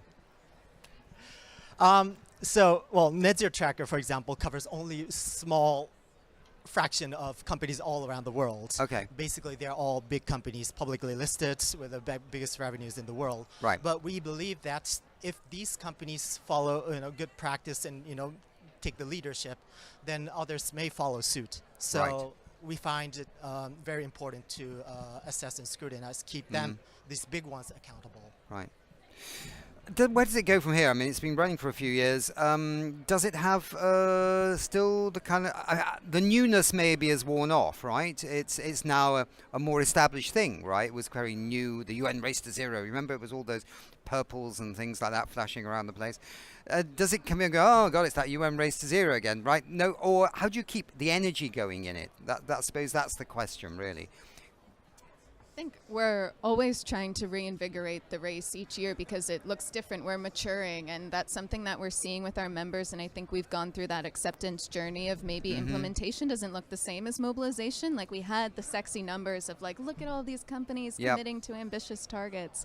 Now we're in the really hard phase of like, okay, wow, we actually have to reduce emissions really quickly. So we're going to hear from a few of our members in the second half of this broadcast on how they're doing that. And I think what's encouraging is, despite all of the doom and gloom of how far we still have to go, we are seeing progress consistently. We're seeing members are increasing investments in clean energy. We're seeing that they're aligning their policy with net zero, and we're seeing emissions being reduced. We're consistently getting those kinds of stories. So I think we're moving into that era of implementation, which maybe won't be as loud, but definitely will be even more exciting because we'll be reaching our goals. So. Okay. I think we're kind of at that moment right now, perfectly bang on the second, and that's success, in the world of TV monitoring, if you can bang on the second. So let's introduce two more guests for this session, and Takashi Yamanishi. Do these ladies go off and these ladies go on?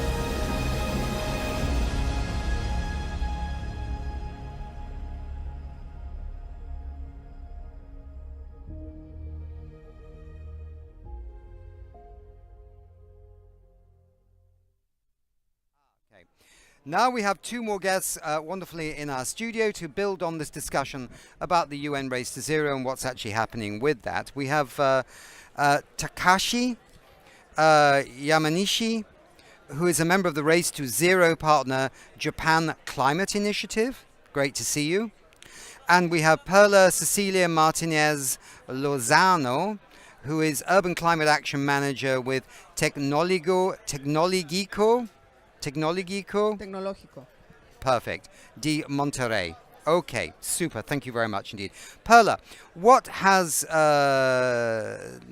Tec de Monterrey's experience been as a university member of the Race to Zero? So you're from an academic situation.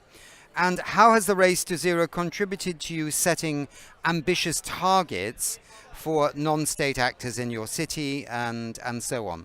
So tell us a bit about what's happened since you joined the Race to Zero and how has it impacted? Yes, well, thank you very much. Perhaps I can start by saying that Tecnológico de Monterrey, it's a private Mexican university that has like around 25 campuses around the country.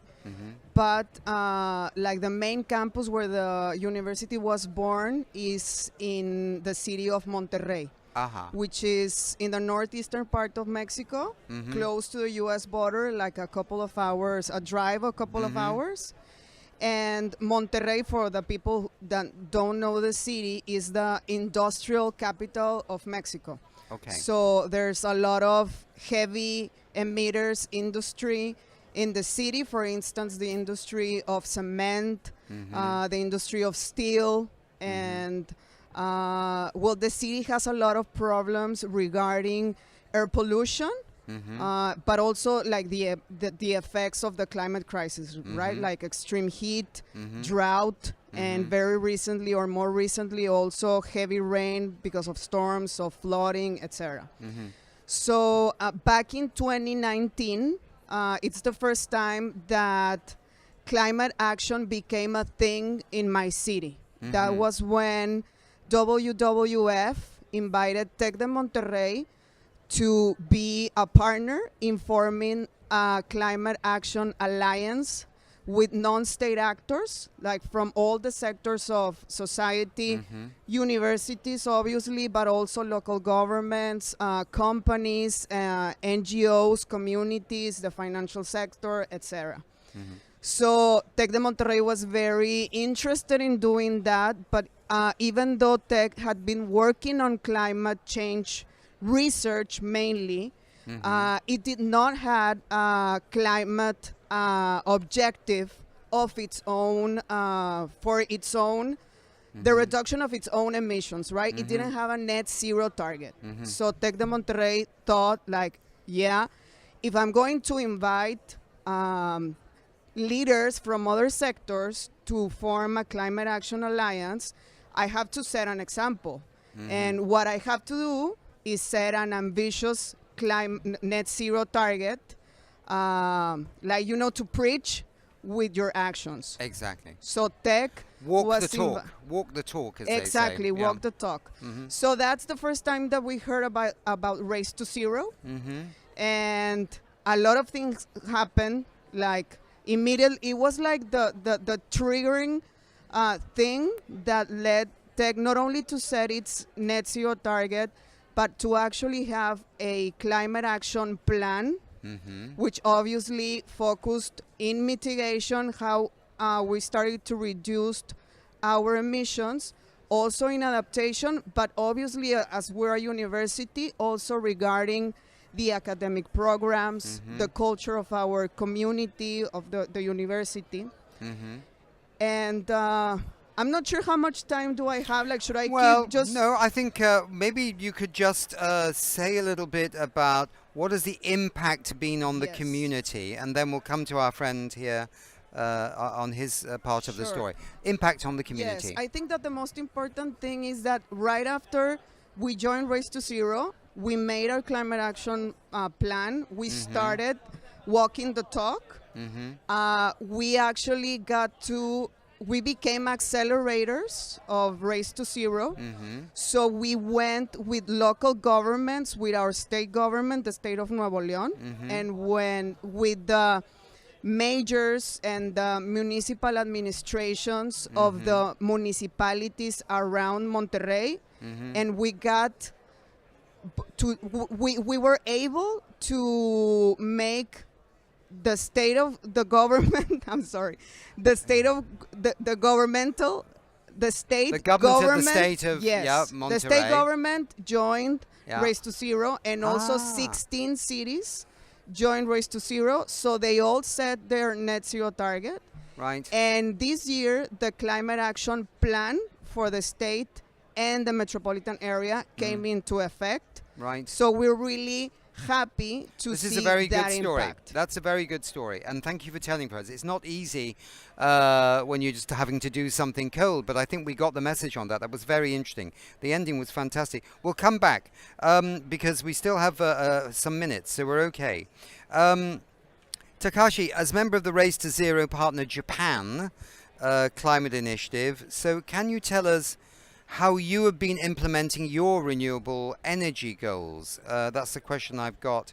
And maybe just explain to the audience, what is the Japan Climate Initiative? Yeah. First of all, thank you for having me. Yeah. Actually, I'm from a company from Japan, Fujitsu Limited. Okay. As a member. You're a member, okay. Yes. So you're a member of the Japan Climate Initiative. Right. Fantastic. And what sort of company is yours? Thank you for asking. Fujitsu is Fujitsu. It's massive. Yes, it's a Japan-based technology company. Yeah. Like IT services, digital technologies. Okay. With about 25 billion US dollars size of revenue, with 124,000 people, employee worldwide. Yes, you're absolutely right. If you don't know Fujitsu, then you've not been on this planet in the last 20 odd years. Thank you. So So tell us how you've been implementing renewable energy goals. So yes, that would be great. Our zero emission goal is in two steps. One is to be in our, let's say, scope 1 and 2, to be net zero by implementing 100% of renewable energy by 2030. Mm-hmm. But for a company like Fujitsu, what's much more challenging is to be net zero, including our supply chain in scope 3. On that, our goal is to be net zero by 2040. Yeah, so you want to be net zero by 2040. And can you give us an example that shows how your efforts on renewable energy contributes to the global goal of tripling renewable energy capacity by 2030? Talking about our own emission, including scope 3. It's important that we, work together with our supply chain partners, like suppliers, and set a common goal to be net positive, and start working together with the supply chain. How do we set the target, and how to visualize the real emission? How do we work together to reduce the emission? This is what we do in our supply chain. But on top of that, what's more important for Fujitsu as a digital service company is to help our customers reducing the emission and implementing more and more of renewables, and help them to become net zero, net positive. Because you can't manage renewable energy systems without digitalization, right? I mean, you can't just have wind turbines and solar panels. You need digitalization to support the integration of these different systems into the grid to move off from fossil fuels to a more renewable energy base. So what your work is absolutely critical.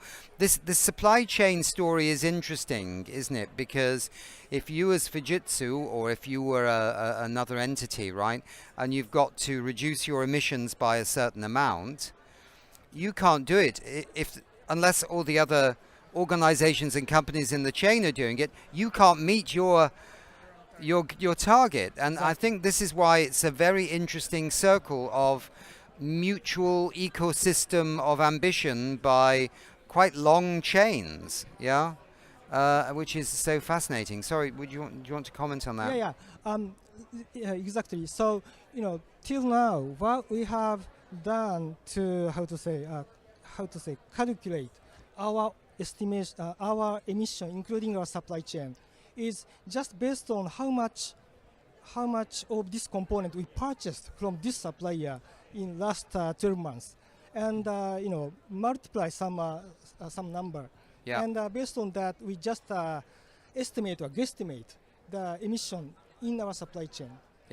It doesn't, by doing that, it doesn't reflect the effort of the suppliers to reduce the emission. So it doesn't work to accelerate the net zero effort, right? So that's why we started working together with some of our suppliers to actually, exchange the data between us, among our supply chain, about what is the it's called primary data.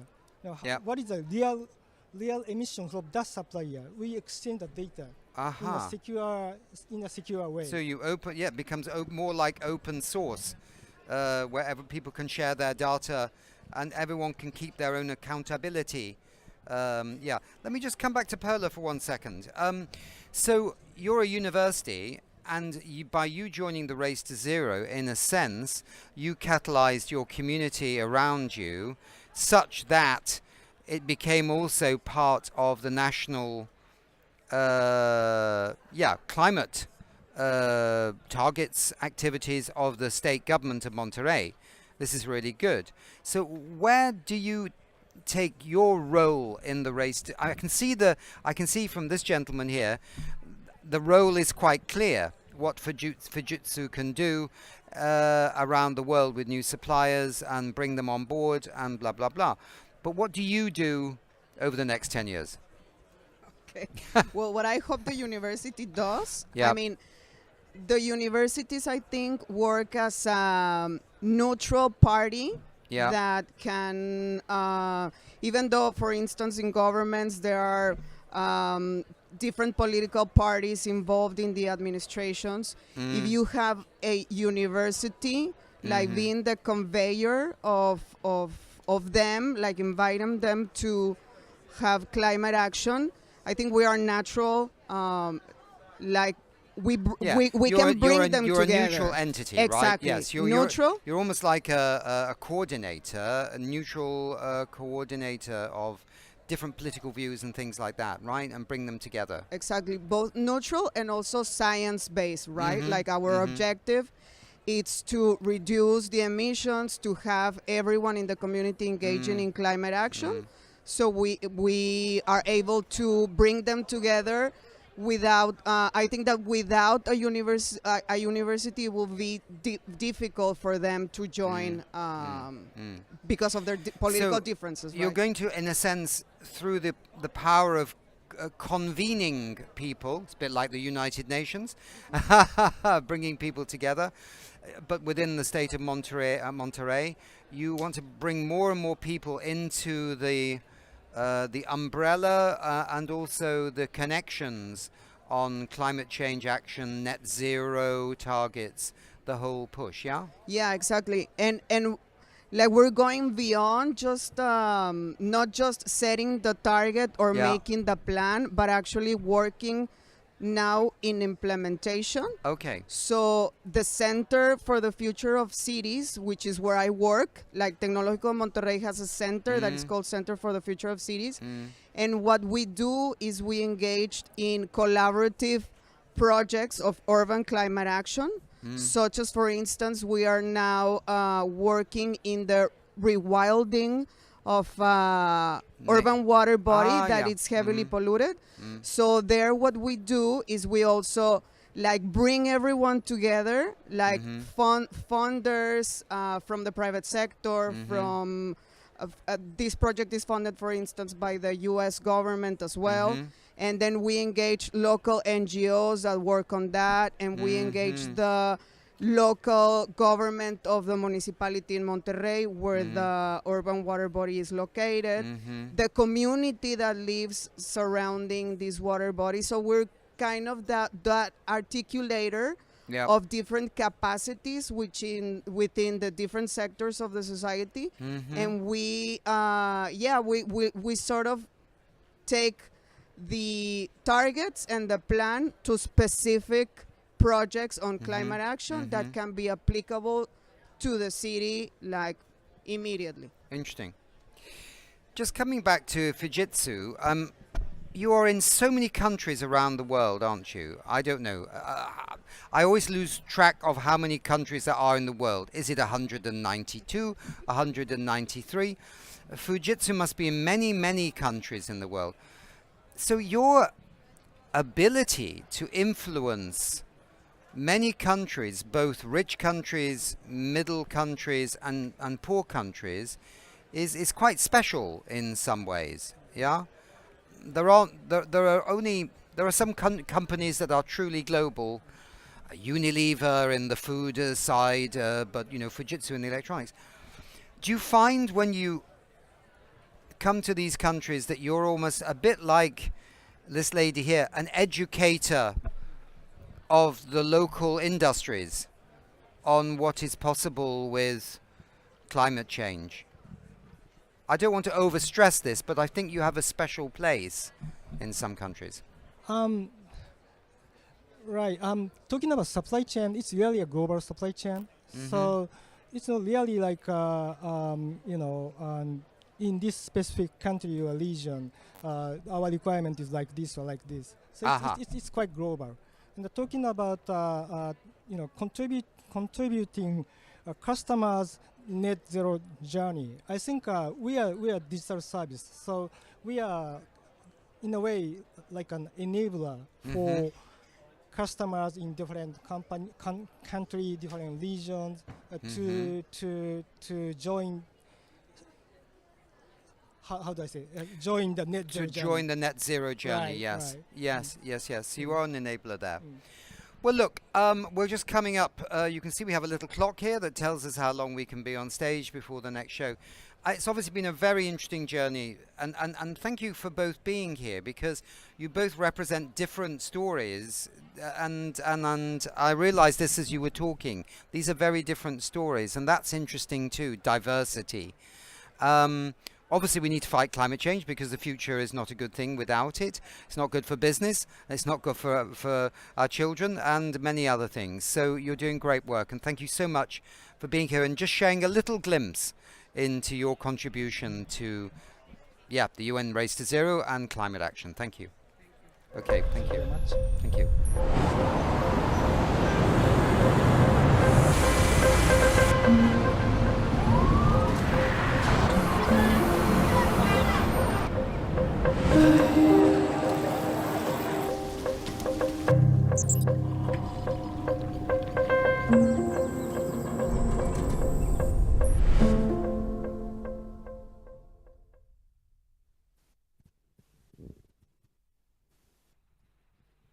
Final session of today. We have a lot of great guests today joining us in the various sessions, but let's get starting here right now by connecting to our studio in Stockholm. Hello David and hello Christina. Hi Nick. Hi, Nick. Ooh. And Ingmar. Good to see you. Thank you for a fantastic show. David, so far. we can't hear David. No, you can't. I think we can hear you, David, now. Yes, you're quite loud, Christina, which is lovely, and David's quite soft. Well, I'll try to speak louder. Yeah. Okay, let's keep going on that. Anyway, David. David Olsen is the COO of We Don't Have Time, and Christina Karlmark is the Partnerships Manager there with We Don't Have Time. I'm sure you're both very well. You look very well. And do you have any reflections on today's broadcast? And if you do, and your microphone's not working, David, you can share Christina's. Yeah, I'll start and then I'll share with David. I really liked the morning session where we started with the super pollutants and giving us hope. The more information we share regarding those super pollutants, both that they can take away the pressure on the CO2 emissions, but also that they can actually be a source for good if you use it in the right way. So I really took away a lot from that one. And Great. David, we had guests here today, the End Ecocide Law Alliance, and that was also very interesting. It was, Christina, and they referenced a big global survey that was made by the Global Commons Alliance and Earth for All on people in the G20 countries, their attitudes towards climate change and nature. And one astonishing finding in that survey is that 72% of the surveyed people that were asked the question, do you think it should be a crime to destroy nature? And 72% said yes to this question. So it's massive support from the global population on this issue, which I think bodes very well for future legislation on the topic. And to be honest, if I was asked that question, I would say, well, isn't it already? Yes, exactly, David. No, that's a good point. You brought up Future Earth, because that was a very interesting report, wasn't it? That was just out just recently. Let's just mention the people now that we have in our studio as well, of course, so we can join in. Ingmar Rentzhog, the CEO and co-founder of We Don't Have Time. That's great to see you again here, Ingmar. And also, we're very pleased to join with a good old friend of ours. Well, good, not old, but old just means we've known her for a while. Young and fantastic. Anita Zonia, who's the environmental warrior and founder of the Spice Warriors, and also stood in Kenya just not so long ago as the first Green Member of Parliament, which was, anyway, a candidate, which was really good.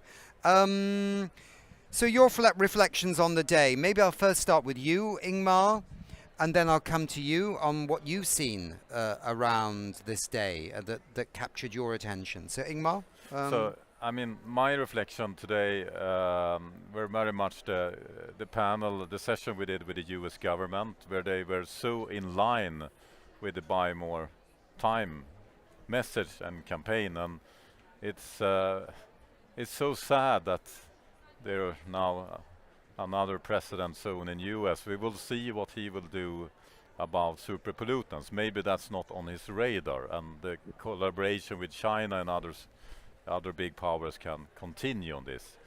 One of the scientists from US we had on the panel, he said, when I showed him the BuyMoreTime, there's a letter where you can sign letters that we are sending to UN ambassadors for different countries.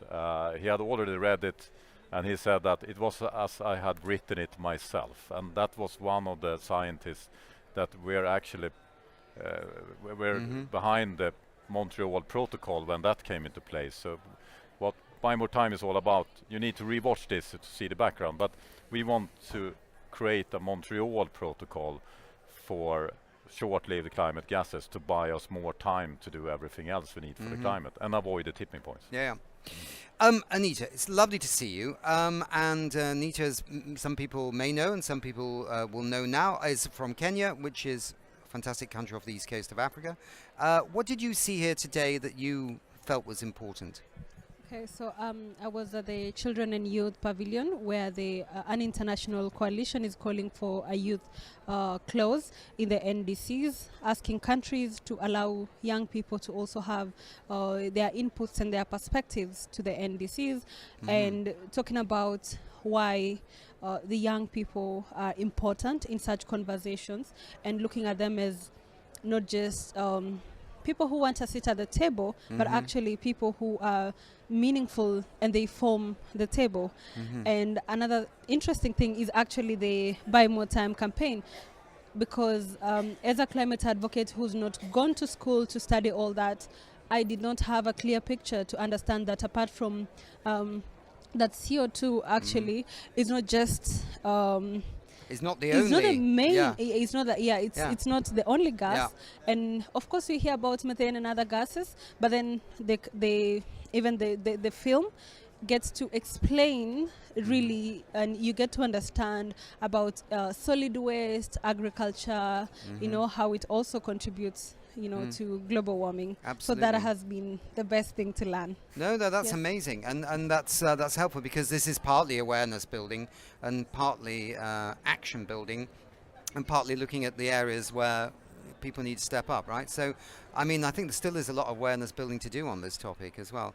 What are you doing tomorrow, Anita? You got any plans for tomorrow? Any places you want to be in this amazingly large COP?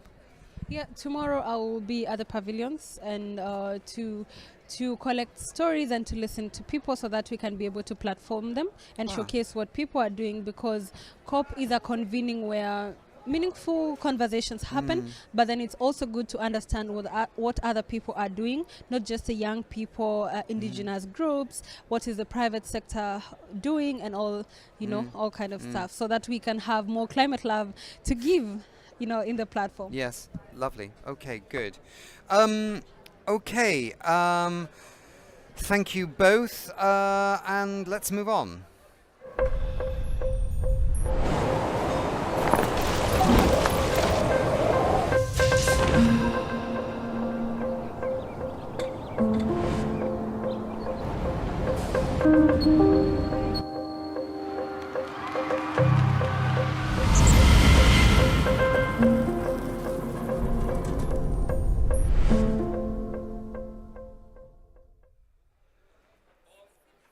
So I now have some amazing guests joining us from on the magic of Zoom.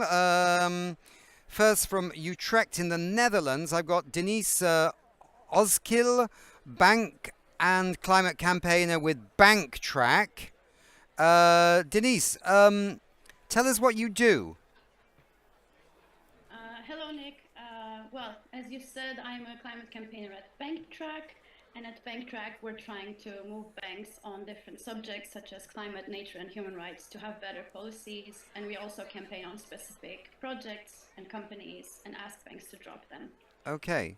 So I know you collaborate with global bank campaigners movements, yeah? Grassroots organizations, partners representing communities in the global south affected by bank finance projects and companies. So do you think the global south is kind of going under the radar, how much they're being affected by bank funded projects which might not necessarily be 100% in their interests, and so on and so forth? Tell us a bit about that. Yeah, unfortunately, we often see global south paying the price for the climate crisis. They're most affected and least responsible, and also it's harder for them to adapt very often. And as you said, these projects often do not benefit them at all. It benefits European companies, and it's often financed by European banks, or at least big banks of the world. So I think it's the same neocolonial scheme that we always see. Global North is reaping off the benefits of Global South, and we're not even talking about debt cancellation yet. So I see the injustice and the colonialism very much continuing, yes. And what about, with Banktrack, Banktrack, does it actually track every project or try to track all the bank projects in the global south and what they're doing? What is its kind of reach, or is it simply a network of reporting between groups? No, we are a small NGO based in the Netherlands, but we work internationally and we collaborate with a lot of partners to do different things. Right. I would say the main goal is, as I said, to stop harmful projects, which we call dodgy deals. And we're in conversation with banks to change their policies for better. We use a broad range of tactics. So we use direct engagement with banks. So we have meetings with banks, but we also do campaigning, just as any climate campaigning. It can be online campaigns, it can be open letters, demonstrations, etc. We also do research, and yearly we publish a report called Banking on Climate Chaos, together with 7 or 8 excellent partners. And we support the movement in different ways, such as, let's say, during the AGM annual general meeting season of banks, we support frontline communities to be able to enter the meeting and to confront the board of bank, for example. With this is just an example to a broad range of tactics we use. Well, we know very well Banking on Climate Chaos. We had somebody on from that on one of our shows in June. From the UN climate meetings in Bonn. And that also, of course, led to the fact that there are some banks out there that aren't funding fossil fuels. Of course, the Global Alliance for Banking on Values, with 20-odd banks that aren't investing in fossil fuels, like Triodos, I think they're in the Netherlands as well, also the UK and Germany. So, in fact, I know that it seems like all the big banks, are expanding the fossil fuels, or many of them, but there are antidotes. But many people don't know there are some positive banks that are doing good things. You know what I mean? Yeah, definitely. There are some good banks. Unfortunately, not as much as we need, not close to how it needs to be. Yeah. But in the Netherlands, Triodos and Volksbank is quite green, and in almost all countries, it's at least in Europe, it's possible to find an ethical bank, and it's possible to move your money out of the fossil fuel companies. Yeah, yeah. The problem is that many people in Europe with their money, which they could spend in a bank doing sort of good things with the money, often don't know about them. So it's always kind of fun to wake people up to that. So what are you? Is there any particular project right now that you feel the public should know about? That's you know, a bank that's funding something in the global south that we should be a little bit irritated about, to put it mildly? Yeah, maybe I can talk a little bit about the ECOP, Stop ECOP project. Yeah, please. Stop ECOP campaign against ECOP project. So we, again, in a collaboration involving also local campaigners, we managed to kind of scare off all the European banks away. So they all pledged to not to finance this project. And to be honest, this is the time when you can stop this kind of projects from getting financing before they got financed. Yeah. So we managed to get commitments from European banks to get out of the project and to commit to not financing it. Then Chinese banks got involved. So now, so we had some actions in Chinese embassies around the world a couple months ago. Right. Now we've heard some European banks can still be interested. This is quite recent. There is a possibility that things are still moving for ECOP. It's a project of Total Energies. Ah, okay. It's a project. It's a project of Total. In which country? Very good. Uganda. Uganda. But it's going through a couple of regions. I think it's not my campaign personally. Okay. It's a joint campaign of our human rights team and the climate team. Right. So that's how it works, Denise. You spot a project that you think might be bad for human rights or the climate or something like that, and then you see what European banks might be thinking about funding it, and try and, in a sense, campaign to persuade them not to do it. Yes, Yeah. ideally, or to not do it again, because these kind of loans have a maturity date, and after that, banks will renew the loans. So if we can find one that's going to be renewed soon, we can get involved and communicate with the bank, Right. and hopefully convince them not to do it again. Right. Okay, that's a very interesting kind of business model. But then, as you say, the world is complex, right? So then some banks from another country maybe comes in and funds it. So you have to keep your awareness levels up about how the funding keeps shifting in terms of who might do it and who might not, right? Yes, and indeed, I think that's partially why we also have to keep an eye on the industry. Lately, we have realized LNG expansion has been getting bigger. Actually, half of the money that was spent by banks last year, which was $700,000 that we could figure out, half of that was going to expansion. Yeah, that's right. Yes. Yeah, so we need to do something about that. Look, we're fantastic work you're doing, very important, and also the Banking on Climate Chaos, very important report and very meaningful. Thanks very much indeed for what you're doing, Denise, and your team and your colleagues, and thanks for being on We Don't Have Time. Now we have to move on. Thank you. Thank you very much.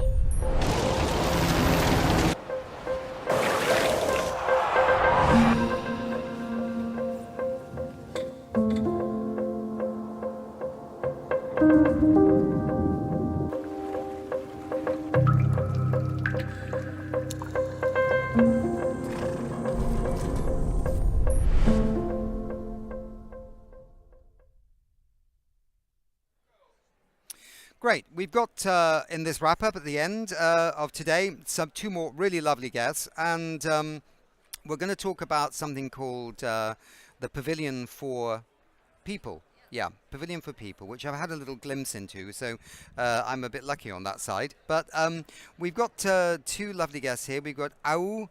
Irene. Yes. Okay. Partnership Officer, Last Mile Climate, also representing Solco, which is a platform for public-private partnerships to enable solar electric cooking at scale. Perfect. Thank you very much indeed. And then we've got Seren Khalili, Okay, who's program manager for New Women Connectors. That's correct. Okay, good. I've got that right anyway. It's always an exciting moment when you get it all right. So tell us briefly about what is the Pavilion for People and how are SOLCO and the NGOs you represent involved in this project? Thank you for the question. First, maybe seconds about me. As you mentioned, my name is Ayo Irene Helen. I'm a South Sudanese refugee born and raised in Uganda. Okay.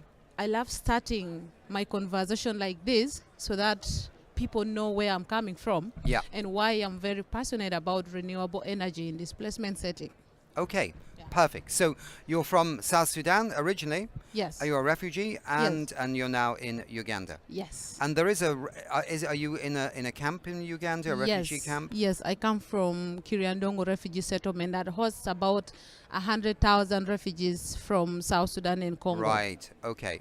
So I used to live in Kenya, and I know the one that's in Kenya that's much more, I think, north on the border with Somalia. That is Kakuma in Dadaab. Yeah, exactly. Yeah. Yes, but Uganda hosts about 1.7 million refugees. Yeah, that's huge. Yeah. So, tell us about, from your perspective and your experience, what is this Pavilion for People? What is it trying to achieve, and how did you get involved, maybe? Okay, thank you. For all these years, it has been quite hard to get refugees to come to COP. Mm-hmm.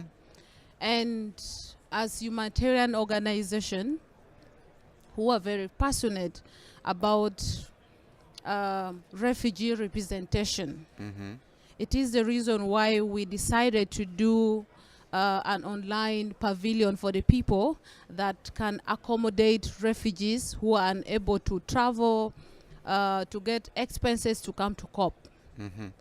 So Pavilion for the People for this year is focusing on SOLCO. SOLCO is Solar Electric Cooking Partnership for NGO. It's a platform that brings together refugee-led organization, NGO, government, and private sector.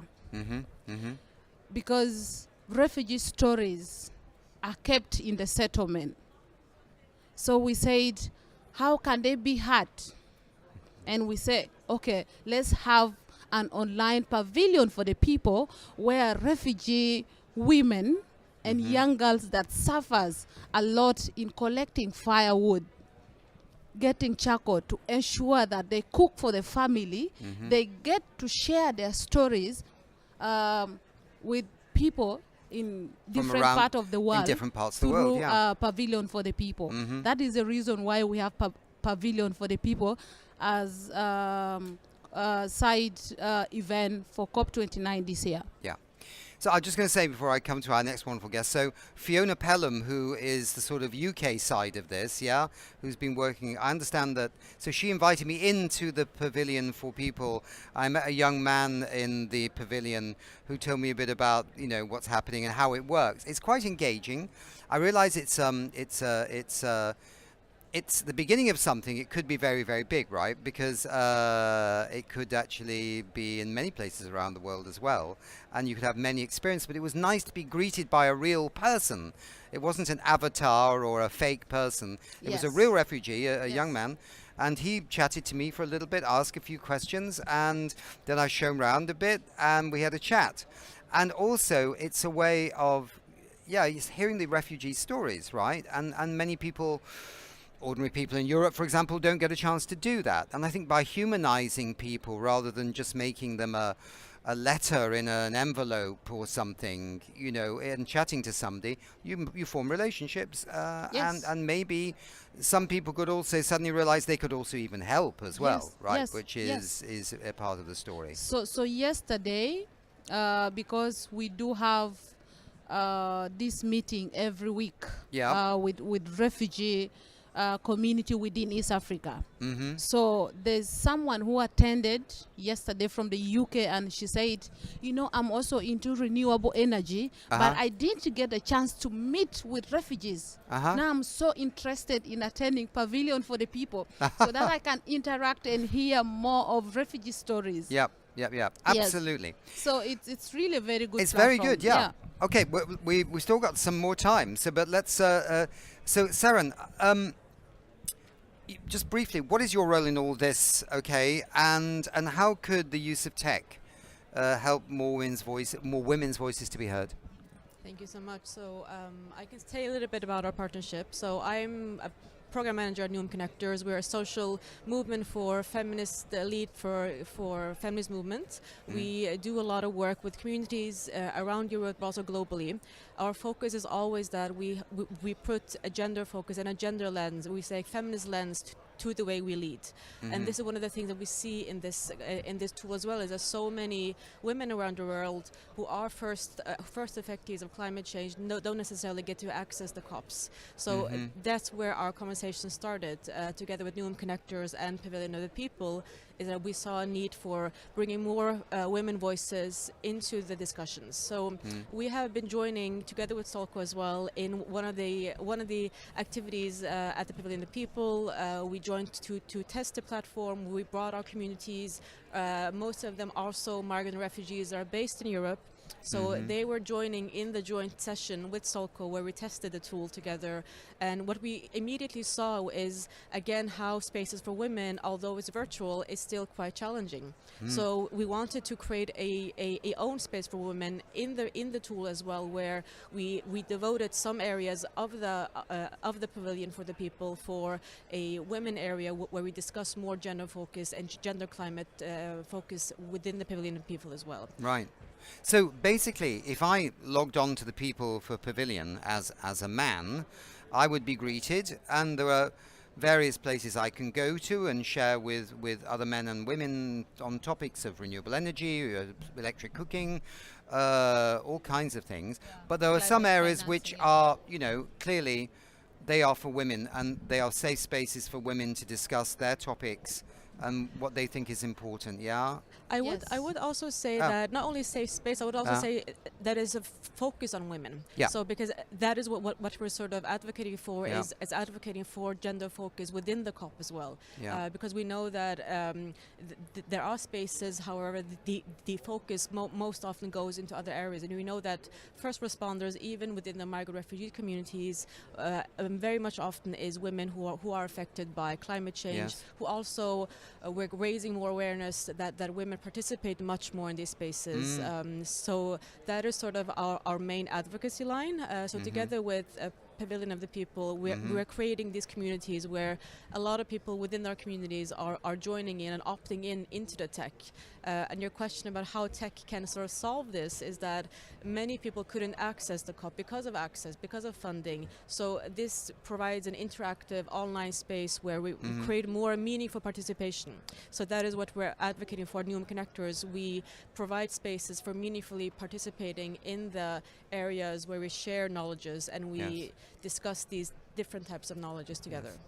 Irene, Helen, just coming back to you then. So is there a kind of ultimate dream you have within this project, a big dream about where it could go? I mean, I remember talking to Fiona and saying, well, solar electric cookers, but why can't we actually have businesses for people in your community actually building the solar electric cookers? Could it lead to that one day where you become the tech capital of solar electric cookers in East Africa or something like that? I mean, Yes.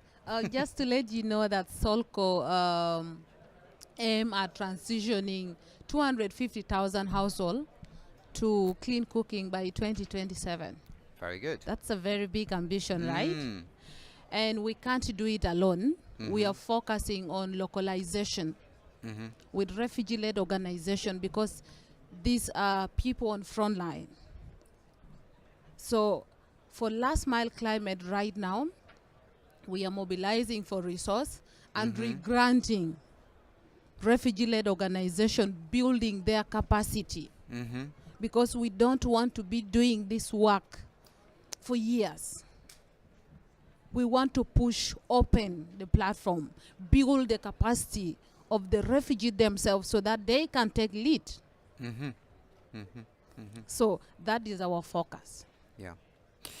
You know, and okay, sorry. Carry on. yeah, Just a few seconds left. There are few refugee businesses, and there are few refugees who are already into renewable energy, that we are also focusing on how we can actually build their capacity so that they are able to build their products to meet the quality exactly of the products exactly in the market. Yeah. That's exactly what it's got to be. It's got to be bringing that manufacturing to that part. That's such a good dream and such a good plan, and I'm sure it's going to happen because I'm looking at the energy in your eyes. Thank you. Lovely to meet you too, and this is such a big topic, right? I mean, we could cover the moon and the stars and come back and go round again, right? Because there's so many things. But Fiona, contacted us and she talked about the pavilion, and we thought, we want to hear about it. And there is a website, is there not? What is the website? So it's Pavilion of the People. It's a website, and there you can also opt in and access the pavilion as well. Right. Okay. So pavilion, both say together or something. Let's make it loud. What's the website? Pavilion of the People. Pavilion. Pavilion for the people. Right. Dot. It's com or org. It's got to be, hasn't it? Yeah, I think so. Yes. Yes, we're all agreed on that. It's one of those. Okay, just Google it. Google it, ladies and gentlemen. Okay, thank you so much for being here. Thank you very much for being on the We Don't Have Time show. You are the last guest, I think, on the stage. No, that's not true. There is more to come. Okay. I have to let you.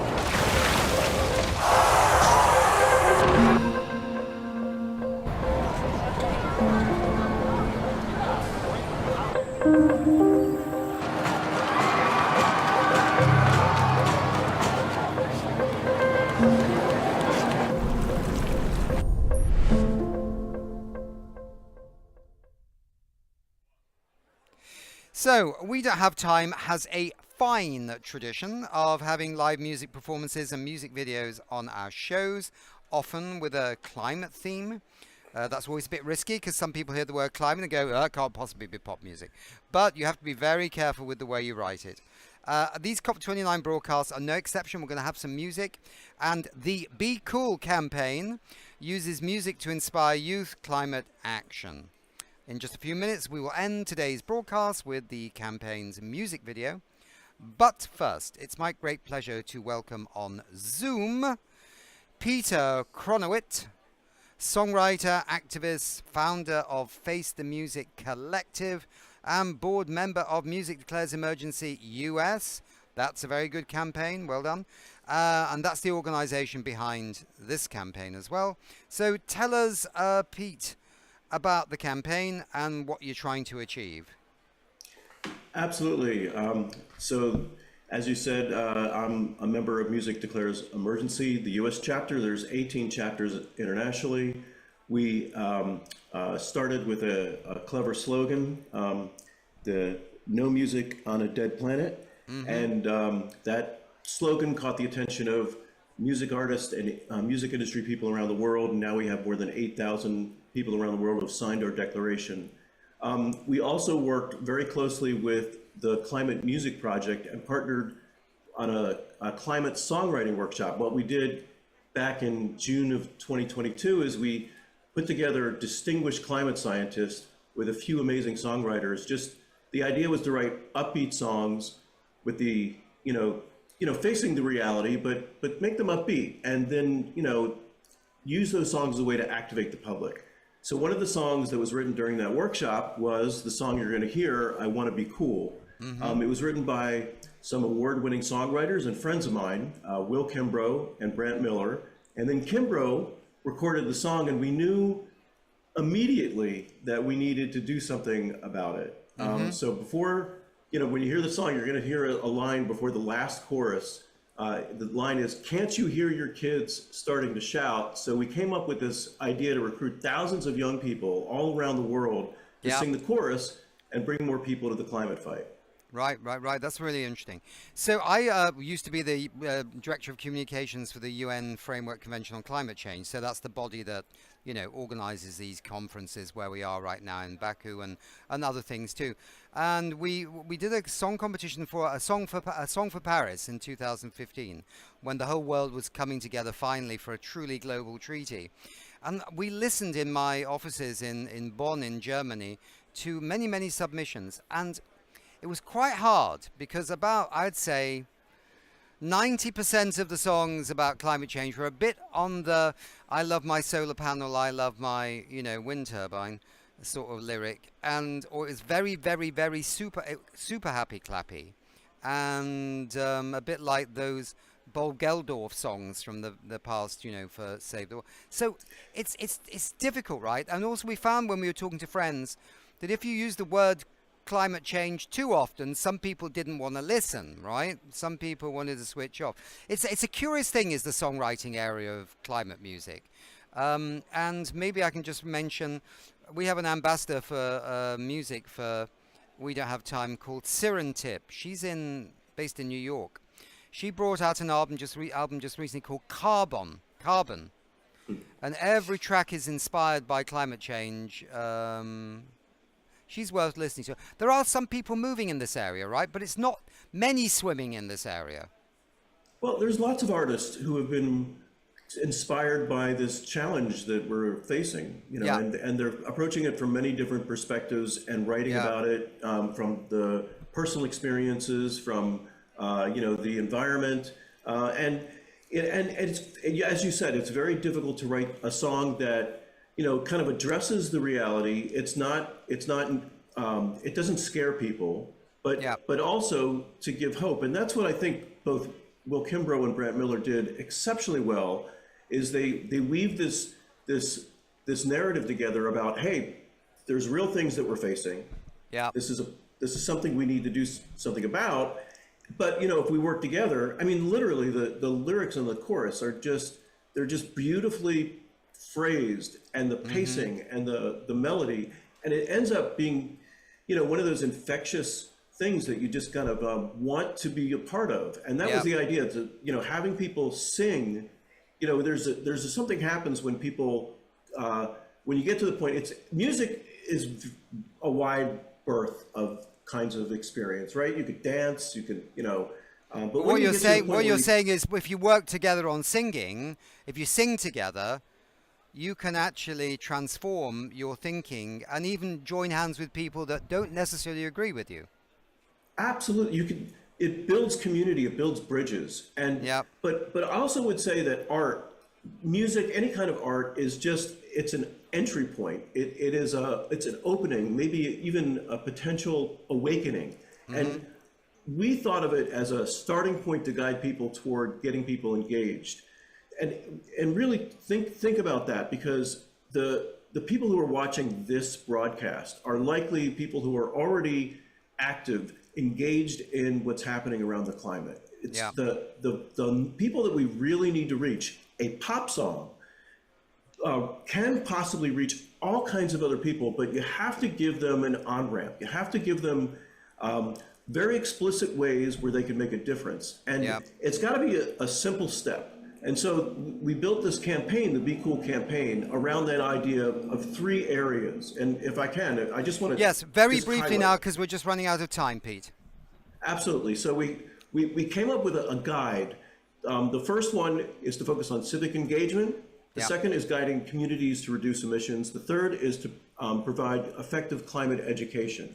You know, what we know in the climate movement is it's policies and legislation that really move the needle. But policies don't happen without public support. Good so point. Making sure that people understand what's happening, you know, it's awareness, but it's that next step. So we now have a guide, and we're going to offer this song for anybody who wants it. That's the campaign.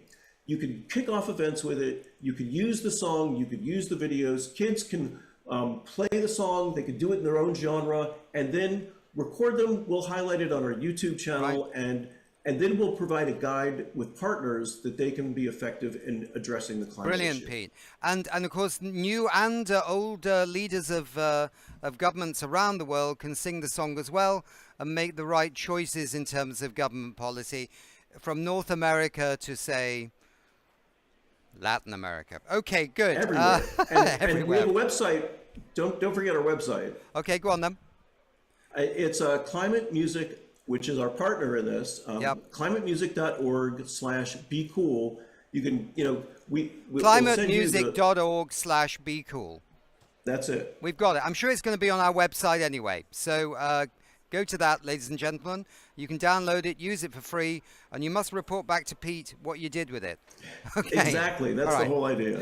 Thanks, Pete. This is great. We're now going to hear, ladies and gentlemen, certainly our premiere on We Don't Have Time of I Wanna Be Cool.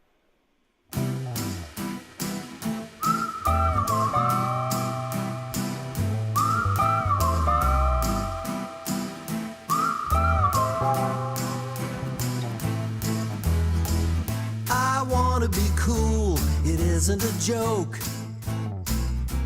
To walk in the woods, without all the smoke.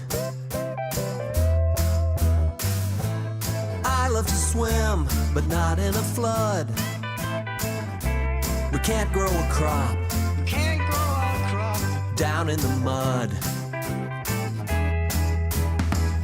I want to be cool and get the job done, so we don't get left out to bake in the sun. Let's plant some trees and make some shade from the ground up. That's how change is made. I wanna be cool, how about you?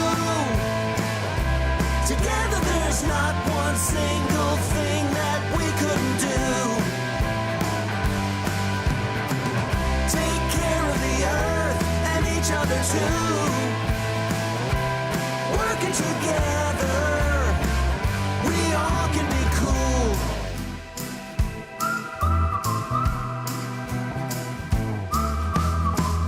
I wanna be cool, it's gotten too hot. I'm joining the movement to save what we've got. So every girl and every boy can live a good, long, healthy life and find some joy. I wanna be cool, how about you? Together there's not one single thing that we couldn't do. Take care of the earth and each other too. Working together, we all can be cool. Leaders, it's time to lead. Listen to your people in need. The whole world is sweating this out. Can't you hear your kids starting to shout? I wanna be cool, how about you? Together there's not one single thing that we couldn't do. Take care of the earth and each other too. Working together, we all can be cool. I wanna be cool, how about you? Together there's not one single thing that we couldn't do. Take care of the earth and each other too.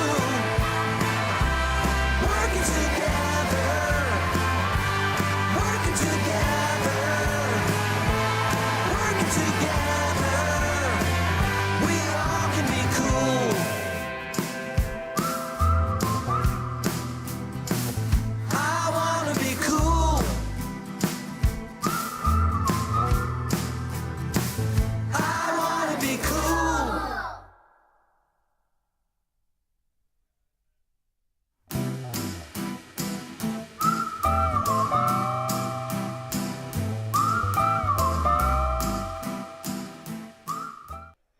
So that was a great new song to preview here on We Don't Have Time, and hope you enjoyed and hope you sign up and use it around the world.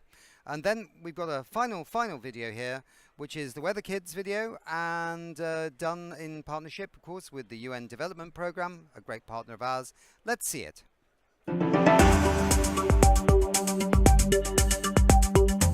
नमस्ते, मेरो नाम आरुषि सुवेदी हो। म आज मौसम सम्बन्धी विशेष report लिएर आएकी छु। यहाँ माथिदेखि तलसम्म सबै अस्तव्यस्त छ। यदि हामीले वैज्ञानिकहरूको कुरा नसुन्ने हो भने म हुर्केर ठुलो हुँदासम्म स्थिति झन अस्तव्यस्त हुनेछ। अब सन् 2050 को लागि भएको पूर्वानुमान हेरौँ। तातो हावाले 94% बालबालिकालाई असर गर्नेछ, जसले घर बाहिर खेल्ने कुरा इतिहासको विषय बन्नेछ। चरम खडेरीले अन्नबालीलाई नष्ट गर्नेछ। मेरो भाइ बहिनीहरूलाई एकसाथ खाना खान पनि मुस्किल हुनेछ र विपदहरूले हामी कर तिर्ने जनतालाई लगभग 600 अर्ब डलरको खर्चभार थप्नेछ।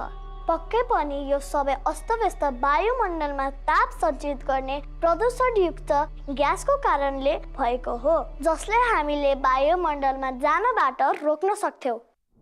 तर चिन्ता नगर्नुहोस्, आकाश सफा हुने सम्भावना अझै छ। अहिले स्वच्छ ऊर्जा प्रणालीहरू पूर्वबाट पश्चिमतिर सर्दैछन्, जसबाट धेरै रोजगारहरू सृजना हुन जान्छ र सौर ऊर्जाको मूल्य तेल र ग्यास भन्दा तल झरेको छ। समझदार व्यक्तिहरूको उच्च दबावका कारणले बालबालिकाहरूलाई नराम्रो कुराको प्रभावबाट बचाउन सक्छ। समयमै हाम्रा अग्रजहरूले यो समस्या ठीक गरेमा हामी तपाईलाई जानकारी गराउँछौँ, किनभने यो हाम्रो लागि मौसम समाचार मात्र होइन, यो हाम्रो भविष्य हो।